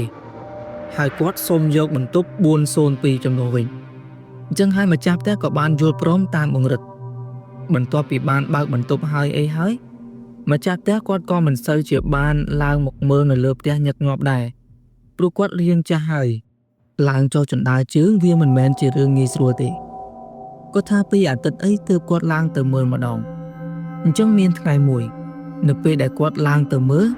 គាត់បានឃើញថាបន្ទប់របស់បងរិទ្ធនឹងចំហទ្វារបន្តិចហើយគាត់ក៏បានដើរទៅសួរនាំតិចតួចអំពីការរស់នៅអីចឹងទៅប៉ុន្តែនៅពេលដែលគាត់បានគូសទ្វារគាត់អត់មានឃើញអ្នកណាមកបើកទ្វារទេអញ្ចឹងហើយគាត់ក៏បានរុញទ្វារចូលទៅមើលស្រាប់តែគាត់បានឃើញថាបងរិទ្ធបានចងកសម្លាប់ខ្លួនឯងនៅនឹងចម្រឹងបង្អួចស្លាប់បាត់ទៅហើយពេលនោះគាត់ភ័យស្លន់ស្លោខ្លាំងមែនទែនហើយក៏បានរាយការណ៍ឲ្យប៉ូលីសមកធ្វើការសោធវិច័យអញ្ចឹងពេលនោះគាត់ក៏បាននឹកឃើញទៅដល់បន្ទប់402ដែលបងរិទ្ធគាត់បានជួលឲ្យមិត្តភ័ក្តិរបស់គាត់ប៉ុន្តែរំលងទៅបាន 3-4 ថ្ងៃហើយនៅតែអត់ឃើញមិត្តភ័ក្តិរបស់គាត់ចូលមកស្នាក់នៅទៀតអញ្ចឹងពេលនោះគាត់ក៏បានចាក់សោចូលទៅមើលហើយពេលដែលគាត់បានចូលទៅមើលគាត់បានឃើញថាដៃគូរបស់បងរិទ្ធហ្នឹងគាត់បានដេកស្លាប់នៅក្នុងបន្ទប់នឹងដូចគ្នាទាំងដែលប៉ូលីសកំពុងតែធ្វើការសោធវិច័យទៅលើសាកសពរបស់បងរិទ្ធអញ្ចឹងបន្ទាប់ពីធ្វើការសោធវិច័យលើសាកសពទាំងពីរនាក់នឹងរួចហើយប៉ូលីសនឹងក៏បានសន្និដ្ឋានថាបងរិទ្ធគាត់បានច្របាច់កសម្រាប់ដៃគូរបស់គាត់ហើយបន្ទាប់មកគាត់ក៏បានចុះមកជួលបន្ទប់402ហើយយកសាកសពដៃគូរបស់គាត់នឹងទៅដាក់នៅក្នុងបន្ទប់402ហ្នឹងដោយកុហកម្ចាស់ផ្ទះថាជួលឲ្យមិត្តភ័ក្តិមកស្នាក់នៅអញ្ចឹងបន្ទាប់ពីនឹងហើយបងរិទ្ធគាត់ប្រហែលជាវល់ខ្លាចថាគេដឹងរឿងអញ្ចឹងគាត់ក៏បានសម្រេចចិត្តធ្វើអត្តឃាតសម្លាប់ខ្លួនឯងតែម្ដងទៅពេលបងញ៉ាគាត់បានស្ដាប់រឿងរ៉ាវរបស់បងរិទ្ធហើយគាត់មានអារម្មណ៍ព្រឺក្បាលខ្លាំងមែនទែនដល់ពេលអញ្ចឹងទើបគាត់ដឹងថាហេតុអីបានជាបរិះដែលនៅបន្ទប់402ហ្នឹងគាត់ស្អប់បងរិទ្ធខ្លាំងម្ល៉េះហើយនិយាយប្រាប់គាត់ថាបងរិទ្ធមិនមែនជាមនុស្សល្អថែមទៀតអញ្ចឹងក្រោយពីដឹងរឿងរ៉ាវហើយបងញ៉ាហ្នឹងគាត់ក៏បានសម្រេចចិត្តរើចេញពីបន្ទប់មួយហ្នឹងទៅជួលនៅកន្លែងផ្សេងវិញហើយសាច់រឿងរបស់បងញ៉ាគឺមានតែប៉ុណ្្នឹងឯងជាចុងក្រោយ admin ក៏សូមអរគុណដល់អ្នកទាំងអស់គ្នាដែលបានស្ដាប់នៅសាច់រឿងរបស់បងញ៉ាតាំងពីដើមរហូតដល់ចប់ហើយបើសិនជាមានកន្លែងណាមួយដែល admin និយាយទៅមានការលើសលួងមិនសមរម្យសូមប្រិយមិត្តអ្នកស្ដាប់ទាំងអស់គ្នាមេត្តាខន្តីអភ័យទោសដល់ខ្ញុំបាន admin ផងកុំឲ្យខាតពេលយូរ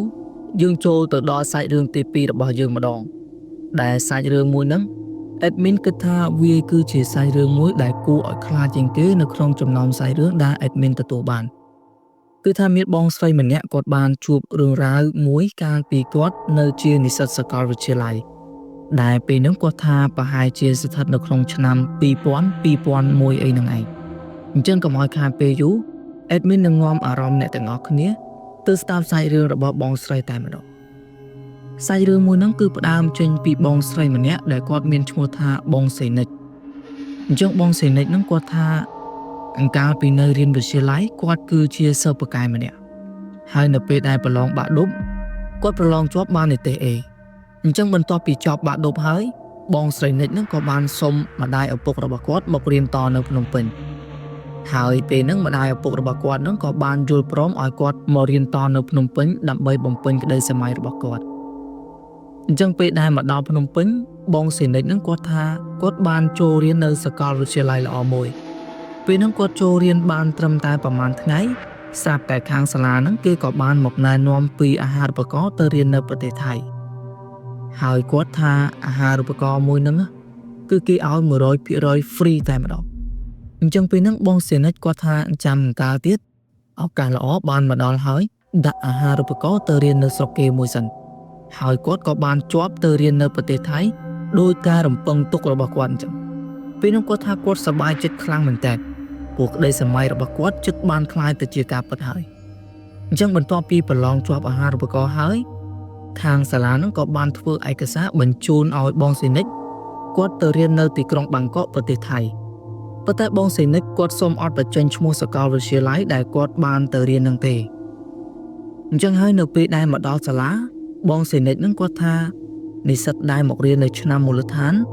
ខាងសាលាគេតម្រូវឲ្យនិស្សិតទាំងអស់ត្រូវមកស្នាក់នៅក្នុងអគាររបស់សាលាផ្ទាល់តែម្ដងទោះបីជានិស្សិតមានផ្ទះនៅជិតនឹងក៏ដោយព្រោះខាងសាលាគេមានគោលការណ៍ត្រូវឲ្យនិស្សិតរៀនទាំងពេលព្រឹកហើយនិងពេលល្ងាចថែមទៀតដើម្បីពង្រឹងគ្រឹះមូលដ្ឋានអញ្ចឹងពេលហ្នឹងបងសុយនិចក៏ត្រូវបានខាងសាលានាំទៅអគារស្នាក់នៅមួយកន្លែងដែលអគារមួយហ្នឹងមានកម្ពស់5ជាន់ហើយបន្ទប់ដែលគាត់បានសាក់នៅគឺបន្ទប់លេខ12ជាន់ទី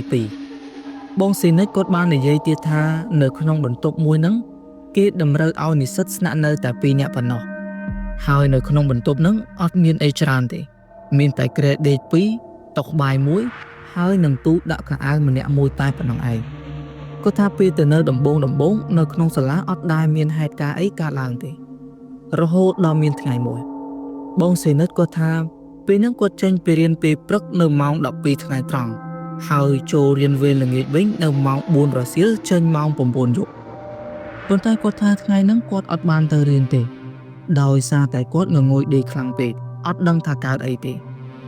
ថ្ងៃហ្នឹងនៅម៉ោងប្រហែលជា2កន្លះបងសេនិតហ្នឹងគាត់ក៏បានយកសៀវភៅមកអានព្រោះថាពេលហ្នឹងជិតដល់ថ្ងៃប្រឡងបញ្ចប់ឆមាសទី1ហើយអញ្ចឹងនៅពេលដែលគាត់កំពុងតែអានសៀវភៅហ្នឹងស្រាប់តែគាត់មានការងងុយដេកខ្លាំងមែនទែនហើយគាត់ក៏បានដេកមួយសន្ទុះទៅអញ្ចឹងនៅពេលដែលគាត់កំពុងតែដេកហ្នឹងស្រាប់តែមិត្តភ័ក្តិរបស់គាត់ហ្នឹងក៏បានមកដាស់គាត់ឲ្យទៅរៀនពេលហ្នឹងដោយសារតែគាត់ងងុយដេកបើកភ្នែកអត់រួចគាត់ក៏បានប្រាប់ឲ្យមិត្តភ័ក្តិរបស់គាត់សុំច្បាប់គ្រូឲ្យគាត់មួយថ្ងៃដោយសារតែគាត់អត់សូវស្រួលខ្លួនហើយមិត្តភ័ក្តិរបស់គាត់ហ្នឹងក៏បានចេញទៅរៀនបាត់ទៅគាត់ថានៅជាន់ទី2ហ្នឹងមានតែគាត់ម្នាក់ឯងទេក្រៅពីហ្នឹងគេទៅរៀនអស់ហើយបងសេនិចគាត់បាននិយាយទៀតថាគាត់បានដេកតាំងពីម៉ោង3រហូតដល់ម៉ោង5ម៉ោង6ល្ងាចនៅតែអត់ទាន់អស់ងងុយទៀតហើយពេលដែលគាត់ភ្ញាក់មកនៅម៉ោង5ម៉ោង6ហ្នឹងគាត់ថាពេលហ្នឹងមេឃនៅភ្លឺព្រាលនៅឡើយទេហើយគាត់ក៏នៅតែងងុយដេកបើកភ្នែកអត់រួចមកអញ្ចឹងពេលហ្នឹងគាត់ក៏បានដេកបន្តទៀតដេករហូតដល់ម៉ោង7កន្លះយប់ហើយពេលដែលគាត់ភ្ញាក់មកហ្នឹងគាត់ថានៅក្នុងបន្ទប់ងងឹតសូន្យតែម្ដងគាត់មើលអីក៏អត់ឃើញដែរកន្លែងហ្នឹងបងសេនិតគាត់សុំបញ្ជាក់បន្តិចថាគាត់គឺជាមនុស្សដែលមានភ្នែកមញោបតាំងតែពីគាត់នៅរៀនវិទ្យាល័យមកម្លេះហើយពេលដែលគាត់ដេកហ្នឹងគាត់បានដោះវ៉ែនតាទុកនៅលើតុក្បែរគ្រែរបស់គាត់ហើយនៅលើតុហ្នឹងមានចង្គៀងអគ្គិសនីមួយដែលបងសេនិចគាត់ទុកគ្រាន់បំភ្លឺពេលដាច់ភ្លើងម្ដងអញ្ចឹងយើងចូលទៅដល់ខ្សែរឿងយើងវិញគាត់ថាពេលហ្នឹងគាត់បានរាវរកវ៉ែនតារបស់គាត់យកមកពាក់ហើយពេលដែលគាត់បានពាក់វ៉ែនតារួចហើយគាត់មានអារម្មណ៍ថាភ្លឺជាងមុនបន្តិចតែនៅតែមើលអីអត់ឃើញអញ្ចឹងពេលហ្នឹងបងសេនិចគាត់ក៏បានក្រោកអង្គុយប៉ុន្តែនៅពេលដែលគាត់ងើបមកអង្គុយហ្នឹងគាត់មានអារម្មណ៍ថាដូចជាមាននរណាម្នាក់កំពុងតែសម្លឹងមកមើលគាត់អញ្ចឹងទាំងដែលពេលហ្នឹងគាត់មើលអីអត់ឃើញទេអញ្ចឹងហើយគាត់ក៏បានលូកដៃទៅបើកអាចង្គៀងអគ្គិសនីដែលនៅជិតគ្រែរបស់គាត់ហ្នឹង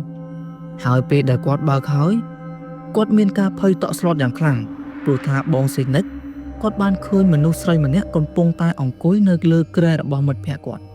ប៉ុន្តែមនុស្សស្រីម្នាក់ហ្នឹងគាត់អត់មានក្បាលទេគឺមានតែខ្លួនប៉ុណ្ណោះពេលនោះបងសេនិចគាត់ថាគាត់ខ្លាចខ្លាំងមែនទែនតែគាត់អត់ដឹងថាត្រូវធ្វើម៉េចទេពេលនោះគាត់ថាគាត់រកស្ទុះចេញទៅក្រៅបន្ទប់តែពេលដែលគាត់ក៏លេចមើលទៅកន្លែងទ្វារបន្ទប់បានធ្វើឲ្យគាត់នឹងកាន់តែភ័យតក់ស្លុតជាងមុនកាន់តែខ្លាំងថែមទៀតដោយសារតែអីដែលគាត់បានឃើញគឺថាក្បាលរបស់មនុស្សស្រីម្នាក់ហ្នឹងគឺនៅលើតុញ៉ាំបាយរបស់គាត់នឹងតែម្ដងហើយក្បាលហ្នឹងកំពុងតែសម្លឹងមកមើលគាត់អត់ដាក់ភ្នែកទេបងសេនិតគាត់ថាពេលនោះគាត់ភ័យខ្លាចតក់ស្លុតខ្លាំងពេកអត់ដឹងថាត្រូវធ្វើម៉េចទេចង់ស្រែកហ្នឹងក៏ស្រែកមិនចេញចង់រត់ទៅក្រៅក៏រត់មិនរួចដៃជើងរបស់គាត់វិញឡើងរឹងអស់ហើយសូម្បីតែកម្រើកហ្នឹងក៏កម្រើកមិនរួចដែរហើយគាត់បានត្រឹមតែអង្គុយថ្មិចភ្នែកកុំឲ្យឃើញមនុស្សស្រីម្នាក់ហ្នឹងតែប៉ុណ្ណោះអញ្ចឹងបន្ទាប់ពីបងសេនិចថ្មិចភ្នែកបានមួយសន្ទុះធំពេលដែលគាត់បើកភ្នែកមកវិញគាត់លែងបានឃើញខ្លួនហើយនឹងក្បាលមនុស្សស្រីម្នាក់ហ្នឹងទៀតហើយគាត់ក៏បានស្ទុះរត់ចេញមកក្រៅរត់សម្ដៅទៅជាន់ទី1ព្រោះថានៅជាន់ទី1ហ្នឹងមានសិស្សច្បងឆ្នាំទី2គាត់ស្នាក់នៅហើយពេលដែលគាត់បានរត់ទៅដល់បងសេនិចហ្នឹងក៏បានគោះទ្វារបន្ទប់របស់គេលឺសូរតែផាំងអញ្ចឹងពេលហ្នឹងម្ចាស់បន្ទប់ហ្នឹងក៏បានចេញមកមើលហ ហើយឃើញថាបងសេនិចនោះគាត់មានទឹកមុខស្លេកស្លាំងខ្លាំងមែនទែនពេលនោះគាត់ក៏បានសួរទៅកាន់បងសេនិចថាមានរឿងអីកើតឡើងមែនបានជាមកគោះទ្វារបន្ទប់ខ្លាំងបែបហ្នឹងហើយបងសេនិចនោះគាត់ក៏បាននិយាយប្រាប់គេថានៅក្នុងបន្ទប់របស់គាត់មានខ្មោចលហើយវាបានលងខ្ញុំនៅមុននេះបន្តិចហ្នឹងឯងអញ្ចឹងពេលនោះក៏មានការភ្ញាក់ផ្អើលពេញអាគារដែលបងសេនិចគាត់បានស្នាក់នៅហើយរឿងរ៉ាវក៏បានលឺទៅដល់គ្រូដែលបង្រៀននៅសាលាមួយហ្នឹងប៉ុន្តែបងសេនិចគាត់សង្កេតឃើញថាគ្រូនៅហ្នឹងគាត់ហាក់បីដូចជាអត់សូវចាប់អារម្មណ៍ជាមួយនឹងរឿងរ៉ាវហ្នឹងទេគាត់ធ្វើហីដូចជាធ្លាប់បានជួបរឿងរ៉ាវបែបហ្នឹងកាលពីមុនមកចុះអញ្ចឹងនៅយប់ហ្នឹងអត់មានអ្នកណាម្នាក់គេហ៊ានឡើងទៅដេកនៅបន្ទប់ជាន់ទី2ហ្នឹងទេហើយគ្រប់គ្នាក៏បានសុំបន្ទប់អ្នកនៅជាន់ទី1ដេកនៅនឹងសិនអញ្ចឹងយប់ហ្នឹងក៏បានកន្លងផុតទៅស្អែកឡើងបងសេនិចហ្នឹងក៏បានទៅសួរគ្រូក្រែងថាគាត់បានដឹងរឿងរ៉ាវដែលពាក់ព័ន្ធជាមួយនឹងខ្មោចស្រីម្នាក់ហ្នឹងតែពេលដែលគាត់ទៅសួរគ្រូនៅទីហ្នឹងគាត់ឆ្លើយថាអត់ដឹងគ្រប់គ្នាទោះបីជាបងស្រីតាមសួរម្ដងហើយម្ដងទៀតក៏ដោយអញ្ចឹងដោយសារតែគ្រូនឹងអត់ប្រាប់បងសេនិចហ្នឹងគាត់ក៏បានមកសួរសន្តិសុខដែលយាមនៅសាលាវិញម្ដងហើយពេលហ្នឹងសន្តិសុខក៏បានប្រាប់គាត់ថាកាលពីមួយឆ្នាំមុនពេលហ្នឹងផ្លូវនៅមុខសាលាហ្នឹងកំពុងតែជួសជុលហើយខ្មោចម្នាក់ស្រីហ្នឹងក៏ជាសិស្សស្នាក់នៅសាកលវិទ្យាល័យមួយហ្នឹងដែរប៉ុន្តែផ្ទះគាត់នៅជិតហ្នឹងទេហើយឲ្យតែថ្ងៃសៅរ៍ថ្ងៃអាទិត្យនិស្សិតស្រីម្នាក់ហ្នឹងតែងតែទៅលេងផ្ទះរហូតអញ្ចឹងហើយមានថ្ងៃមួយនិស្សិតស្រីម្នាក់ហ្នឹងក៏បានជិះម៉ូតូទៅលេងផ្ទះដូចរាល់អាទិត្យអញ្ចឹងហើយនៅពេលដែលនាងត្រឡប់មកវិញគឺនៅពេលយប់ដែលពេលហ្នឹងម៉ោងប្រហែលជា7 8អីហ្នឹងឯងអញ្ចឹងពូសន្តិសុខគាត់ក៏បាននិយាយទៀតថាធម្មតានៅតាមការដ្ឋានជួសជុលផ្លូវគេមិនមានចងខ្សែខាំងកន្លែងជួសជុលកុំឲ្យមានអ្នកចូលទៅគាត់មិនដឹងថានិស្សិតស្រីម្នាក់ហ្នឹងជិះម៉ូតូលឿនប៉ុណ្ណាទេក៏បានទៅតាក់ជាមួយនឹងអាខ្សែដែលគេចងការដ្ឋានហ្នឹងដាច់កស្លាប់នៅនឹងកន្លែងតែម្ដងតែដាច់កហ្នឹងមិនមែនថាដាច់ចេញពីគ្នាទេហើយនិស្សិតស្រីដែលបានស្លាប់ហ្នឹងគឺនាងធ្លាប់ស្នាក់នៅបន្ទប់ដែលបងសេនិចគាត់ស្នាក់នៅនឹងឯងអញ្ចឹងពូសន្តិសុខគាត់ក៏បានបញ្ជាក់ទៀតថានិស្សិតស្រីម្នាក់ហ្នឹងគាត់គឺជាជនជាតិអ៊ីស្លាមហើយបន្ទាប់ពីប៉ូលីសធ្វើកសោវិច័យរួចគ្រួសាររបស់សាកសពក៏បានយកសាកសពរបស់នាងទៅកប់នៅដីព្រៃមួយដែលនៅខាងក្រៅសាលាហើយដីព្រៃមួយនោះគឺគេទុកសម្រាប់កប់សាកសពបងប្អូនជនជាតិអ៊ីស្លាមហើយពូសន្តិសុខគាត់ក៏បាននិយាយថាអ្នកគ្រប់គ្រងនៅក្នុងសាលាមួយនោះគេមិនចង់ឲ្យនិស្សិតដឹងរឿងរ៉ាវមួយនោះទេព្រោះថាវាអាចប៉ះពាល់ដល់កេរ្តិ៍ឈ្មោះរបស់សាលាអញ្ចឹងពេលហ្នឹងទើបបងស្រីនិតគាត់ដឹងថាមូលហេតុអីបានជាគ្រូនៅក្នុងសាលាហ្នឹងធ្វើហីចំពោះរឿងរ៉ាវមួយហ្នឹងហើយនៅពេលដែលគាត់សួរទៅក៏ពួកគាត់នៅតែឆ្លើយថាអត់ដឹងគ្រប់គ្នាតែពិតរឿងរ៉ាវគឺបែបហ្នឹងសោះអញ្ចឹងបន្ទាប់ពីថ្ងៃហ្នឹងមកបងសេនិចហ្នឹងក៏សូមផ្លាស់ប្ដូរបន្ទប់ទៅនៅបន្ទប់ផ្សេងវិញហើយគាត់ក៏ត្រូវបានខាងសាលាឲ្យទៅនៅជាន់ទី1វិញទៅហើយបន្ទប់ដែលបងសេនិចគាត់ស្នាក់នៅហ្នឹងក៏ត្រូវបានខាងសាលាគេបិទទ្វារទុកចោលដោយមិនមានអ្នកណាគេហ៊ានចូលទៅស្នាក់នៅនឹងទៀតឡើយអញ្ចឹងចាប់តាំងពីបងសេនិចគាត់រើទៅនៅជាន់ទី1វិញក៏មិនដែលមានហេតុការណ៍អីកើតឡើងទៀតដែរសូម្បីតែអ្នកនៅបន្ទប់ជាប់ហ្នឹងក៏មិនដែលមានបញ្ហាអីកើតឡើងដែរអញ្ចឹងសាច់រឿងរបស់បងសេនិចគឺមានតែប៉ុណ្្នឹងឯងជាចុងក្រោយ admin ក៏សូមអរគុណដល់អ្នកទាំងអស់គ្នាដែលបានស្ដាប់នៅសាច់រឿងរបស់សេនិចតាំងពីដើមរហូតដល់ចប់ហើយបើសិនជាមានកន្លែងណាមួយដែល admin និយាយទៅមានការលឺលួងមិនសមរម្យសូមប្រិយមិត្តអ្នកស្ដាប់ទាំងអស់គ្នាមេត្តាខន្តីអភ័យទោសដល់ខ្ញុំបាទ admin ផងហើយមុននឹងយើងបែកគ្នាទៅ admin ក៏សូមឲ្យអ្នកទាំងអស់គ្នាជួយចុច subscribe channel របស់ admin ម្នាក់មួយផងដើម្បីផ្ដល់ជាកម្លាំងចិត្តដល់ admin ស្វែងរកនៅរឿងរ៉ាវថ្មីៗយកមកដំណើរជូនប្រិយមិត្តអ្នកស្ដាប់ទាំងអស់គ្នាជាបន្តទៀតអញ្ចឹងនៅក្នុងខណៈនេះដែរ admin សូមអរគុណនិងសូមជម្រាបលាសូមជម្រាបសួរក៏ដូចជាសួស្តីអ្នកទាំងអស់គ្នាស្វាគមន៍សាជាថ្មីមកកាន់ Channel រាត្រីខ្មោចនៅក្នុងថ្ងៃនេះដែរ admin បាននាំយករឿងរ៉ាវមួយយកមកនិយាយចែកជូនដល់អ្នកទាំងអស់គ្នាបានស្ដាប់កំសាន្តដែលរឿងរ៉ាវមួយនោះគឺបានកើតឡើងនៅទីក្រុងភ្នំពេញតែម្ដងអញ្ចឹងរឿងរ៉ាវមួយនោះគឺមានការចែករំលែកពីប្រិយមិត្តយើងម្នាក់ដែលគាត់សុំអត់បញ្ចេញឈ្មោះរបស់គាត់ទេអញ្ចឹងហើយ admin ក៏សូមដាក់ឈ្មោះឲ្យគាត់ថាបងរាជ អញ្ចឹងបងរាជគាត់បាននិយាយថារឿងរ៉ាវមួយហ្នឹងគឺគាត់បានជួបនៅអំឡុងពេលដែលគាត់ហ្នឹងនៅបួសជាលោកសង្ឃមកម្លេះហើយវាបានកើតឡើងនៅមុខវត្តដែលគាត់បានគង់នៅតែម្ដងអញ្ចឹងកុំឲ្យខាតពេលយូរ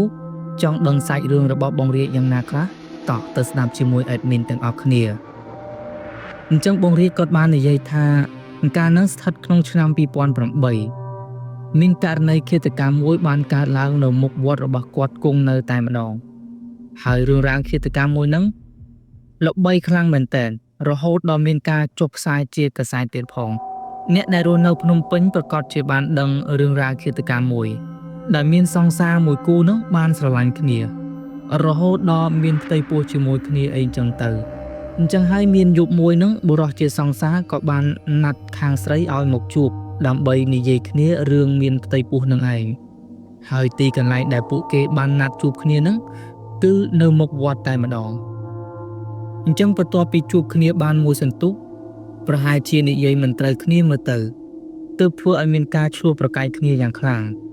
ដោយខាងប្រុសហ្នឹងចង់ឲ្យនារីជាសង្សារយកកូននឹងចេញចំណែកឯខាងស្រីវិញប្រកែកដាច់ខាតថាអត់យកចេញទេអញ្ចឹងពេលហ្នឹងខាងប្រុសក៏បានខឹងហើយបានប្រើអំពើហិង្សាទៅលើនារីជាសង្សារដោយចាប់ក្បាលរបស់នាងបោកជាមួយនឹងរូបសំណាកនៅមុខខ្លោងទ្វារវត្តនឹងរហូតដល់ខាងស្រីបែកក្បាលហូរឈាមស្លាប់ភ្លាមតែម្ដងអញ្ចឹងបន្ទាប់ពីខាងស្រីគាត់បានស្លាប់ហើយខាងប្រុសដែលជាសង្សារហ្នឹងក៏បានអូសសាកសពរបស់នាងយកទៅដាក់ចោលនៅកណ្ដាលផ្លូវថ្នល់ដើម្បីបង្វែរដានសាច់រឿងឲ្យគេយល់ថាសាកសពហ្នឹងត្រូវបានស្លាប់ដោយសារគ្រោះថ្នាក់ចរាចរណ៍មិនមែនជាករណីឃាតកម្មទេអញ្ចឹងបន្ទាប់ពីបានអូសសាកសពយកមកដាក់ចោលនៅលើផ្លូវថ្នល់រួចហើយខាងប្រុសជាសង្សារហ្នឹងក៏បានរត់គេចខ្លួនបាត់ទៅរហូតដល់ស្អែកព្រឹកឡើងក៏មានឡានបើកឆ្លងកាត់ហើយបានឃើញសាកសពហ្នឹងដេកនៅកណ្ដាលផ្លូវទើបបង្កឲ្យមានការភ្ញាក់ផ្អើលដល់អ្នកស្រុកភូមិនិងប៉ូលីសចុះមកធ្វើការត្រួតពិនិត្យមើលហើយពេលដែលប៉ូលីសបានមកត្រួតពិនិត្យរួចហើយក៏បានសន្និដ្ឋានថាសាកសពរបស់នារីរងគ្រោះហ្នឹងគឺត្រូវបានគេសម្លាប់មិនមែនជាករណីគ្រោះថ្នាក់ចរាចរណ៍នោះទេអញ្ចឹងបន្ទាប់ពីបានធ្វើកសោវិច័យរួចហើយប៉ូលីសក៏បានយកសាកសពរបស់ជនរងគ្រោះទៅតម្កល់ទុកនៅក្នុងវត្តនឹងតែម្ដងដើម្បីរង់ចាំសាច់ញាតិមកទទួលយកទៅធ្វើបុណ្យតាមប្រពៃណីប៉ុន្តែគ្មាននរណាម្នាក់បានដឹងពីអត្តសញ្ញាណរបស់សាកសពនោះទេព្រោះថានៅលើខ្លួនរបស់សាកសពអត់មានទូរស័ព្ទក៏ដូចជាមានអ្វីមួយដែលអាចតាក់ទងទៅសាច់ញាតិបានឡើយអញ្ចឹងហើយសាកសពក៏ត្រូវបានតម្កល់ទុកនៅក្នុងវត្តរហូតមួយអាទិត្យទើបអាចតាក់ទងទៅគ្រួសារបានការពិតសាកសពដែលបានស្លាប់ហ្នឹងគឺជាអ្នកធ្វើការរោងចក្រហើយថែមទាំងជាជនជាតិអ៊ីស្លាមទៀតផងអញ្ចឹងហើយគ្រួសាររបស់សពហ្នឹងក៏បានឡើងមកទទួលយកសពទៅធ្វើបុណ្យតាមប្រពៃណីប៉ុន្តែដោយសារតែសាកសពត្រូវបានទុកចោលយូរថ្ងៃពេកធ្វើឲ្យសពហ្នឹងមានសភាពហើមនិងមានក្លិនស្អុយបាត់ទៅហើយអញ្ចឹងហើយគ្រួសាររបស់សពក៏បានសម្រេចចិត្តកប់សាកសពហ្នឹងនៅក្នុងវត្តនោះសិនចាំដល់ពេលដែលអាចគាស់បានចាំយកឆ្អឹងរបស់សាកសពហ្នឹងទៅស្រុកវិញអញ្ចឹងបងរាជគាត់បាននិយាយទៀតថាបន្ទាប់ពីកប់សាកសពរួចរាល់ហើយខ្មោចស្ត្រីរងគ្រោះហ្នឹងគឺបានដើរលងគេលងឯងពេញវត្តតែម្ដងដែលបងរាជគាត់បានលើកយកទៅហេតុការណ៍ដែលអ្នកនៅក្នុងវត្តត្រូវបានខ្មោចស្ត្រីរងគ្រោះហ្នឹងលងស្ដែងតែប៉ុណ្ណោះហើយក្នុងពេលនោះក៏មានគាត់ខ្លួនឯងផងដែរបងរាជគាត់ថាលើកទី1ខ្មោចស្រីហ្នឹងបានទៅលងយាយជីម្នាក់នៅក្នុងវត្តបន្ទាប់ពីសពរបស់នាងកប់បានចំនួន3ថ្ងៃអញ្ចឹងគាត់ថានៅពាក់កណ្ដាលយប់អាធ្រាត្រនៅពេលដែលយាយជីនឹងកំពុងតែសម្រានក្នុងបន្ទប់របស់គាត់ស្រាប់តែមានមនុស្សមកគោះទ្វារបន្ទប់របស់គាត់ហើយថែមទាំងបាននិយាយថាលោកយាយឲ្យចៅសុំបាយសុំទឹកយកទៅហូបផងព្រោះចៅមិនបានហូបបាយយូរថ្ងៃមកហើយរួចនាងក៏បាននិយាយទៀតថាឲ្យចៅសុំមុងសុំភួយថែមទៀតផងព្រោះនាងរងាណាស់នៅផ្ទះរបស់នាងនោះអត់មានមុងមានភួយអីដណ្ដប់ទេហើយនៅពេលដែលបានលឺបែបហ្នឹងយាយជីក៏បានបើកទ្វារចេញមកមើលប៉ុន្តែនៅពេលដែលគាត់បើកទ្វារមកគាត់អត់បានឃើញអីនោះទេអញ្ចឹងពេលដែលគាត់បើកទ្វារមកហើយអត់បានឃើញអី គាត់នឹងថាប្រកាសជាខ្មោចនាងនឹងមករកគាត់ហើយព្រោះថាមានតែនាងប៉ុណ្ណោះដែលទើបនឹងស្លាប់នៅក្នុងវត្តនោះអញ្ចឹងហើយព្រលឹងរបស់នាងនឹងក៏អត់ទាន់បានទៅណាឆ្ងាយដែរដល់ទៅពេលស្អែកឡើងលោកយាយក៏បានរៀបចំបាំងស្គររបស់ដែលនាងបានសុំលោកយាយកាលពីយប់នោះឲ្យទៅនាងហើយតាំងពីថ្ងៃនោះមកនាងក៏មិនដែលមករកលោកយាយទៀតដែរ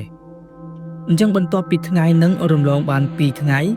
នាងក៏បានចេញមកឲ្យគេឃើញនៅក្នុងវត្តម្ដងទៀតដោយពេលហ្នឹងគឺព្រះសង្ឃមួយអង្គដែលគង់នៅក្នុងវត្តជាអ្នកឃើញនាងតែម្ដងអញ្ចឹង admin សូមហៅព្រះសង្ឃអង្គនឹងថាលោកបងតែម្ដងទៅដើម្បីឲ្យងាយស្រួលក្នុងការនិយាយអញ្ចឹងរាល់ថ្ងៃនៅពេលយប់លោកបងតែងតែនិមន្តឡើងទៅព្រះវិហារដើម្បីថ្វាយបង្គំព្រះហើយរាល់ដងដែលលោកបងនិមន្តទៅហ្នឹងលោកបងតែងតែហៅកូននេនឬភិក្ខុឲ្យទៅព្រះវិហារជាមួយគ្នាប៉ុន្តែនៅយប់ហ្នឹងមិនដឹងថាជាយ៉ាងម៉េចលោកបងក៏និមន្តទៅតែអង្គឯងហើយនៅពេលដែលលោកបងបាននិមន្តចុះមកពីព្រះវិហារវិញ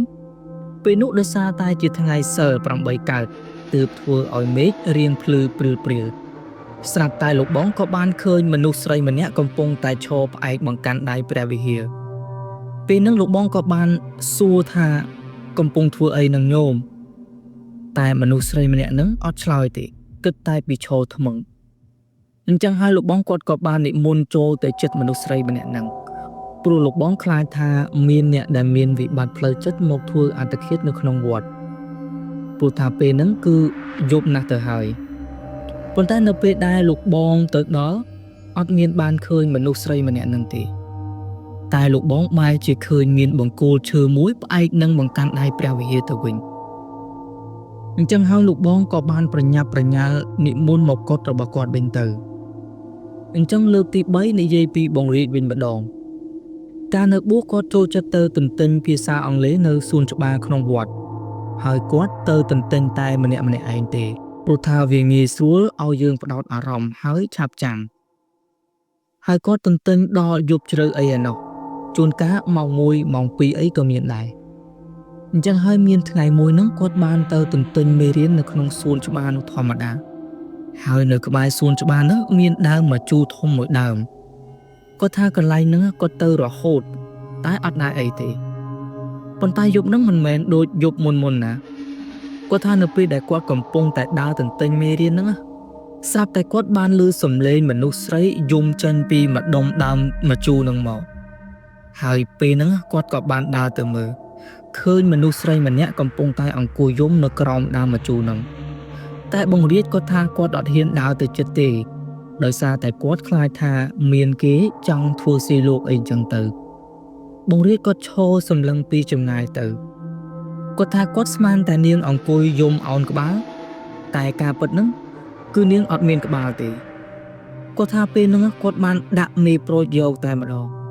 ត្បិតថាជាលោកសង្ឃក៏ពិតមែនតែលោកក៏ចេះខ្លាចខ្មោចដែរណាញោមហើយបន្ទាប់មកក៏មានលោកនៅក្នុងវត្តបានឃើញព្រលឹងរបស់នាងដើរពេញវត្តជាហូរហែចឹងទៅរហូតទាល់តែកន្លះខែក្រោយទើបលែងមានអ្នកណាបានឃើញព្រលឹងរបស់នាងទៀតហើយបន្ទាប់ពីថ្ងៃកើតហេតុប្រហែលជា3ខែទើបប៉ូលីសតាមស៊ើបដំណឹងរបស់ឃាតករដែលបានសម្លាប់នាងហើយចាប់បាននៅខេត្តបន្ទាយមានជ័យបន្ទាប់ពីឃាតករនោះរត់គេចខ្លួនទៅនៅប្រទេសថៃមួយរយៈអញ្ចឹងសាច់រឿងរបស់បង្រៀនគឺមានតែប៉ុណ្្នឹងឯងជាចុងក្រោយ admin ក៏សូមអរគុណដល់អ្នកទាំងអស់គ្នាដែលបានស្ដាប់រឿងរ៉ាវរបស់បង្រៀនតាំងពីដើមរហូតដល់ចប់នៅក្នុងពេលនេះដែរ admin សូមអរគុណនិងសូមជម្រាបលា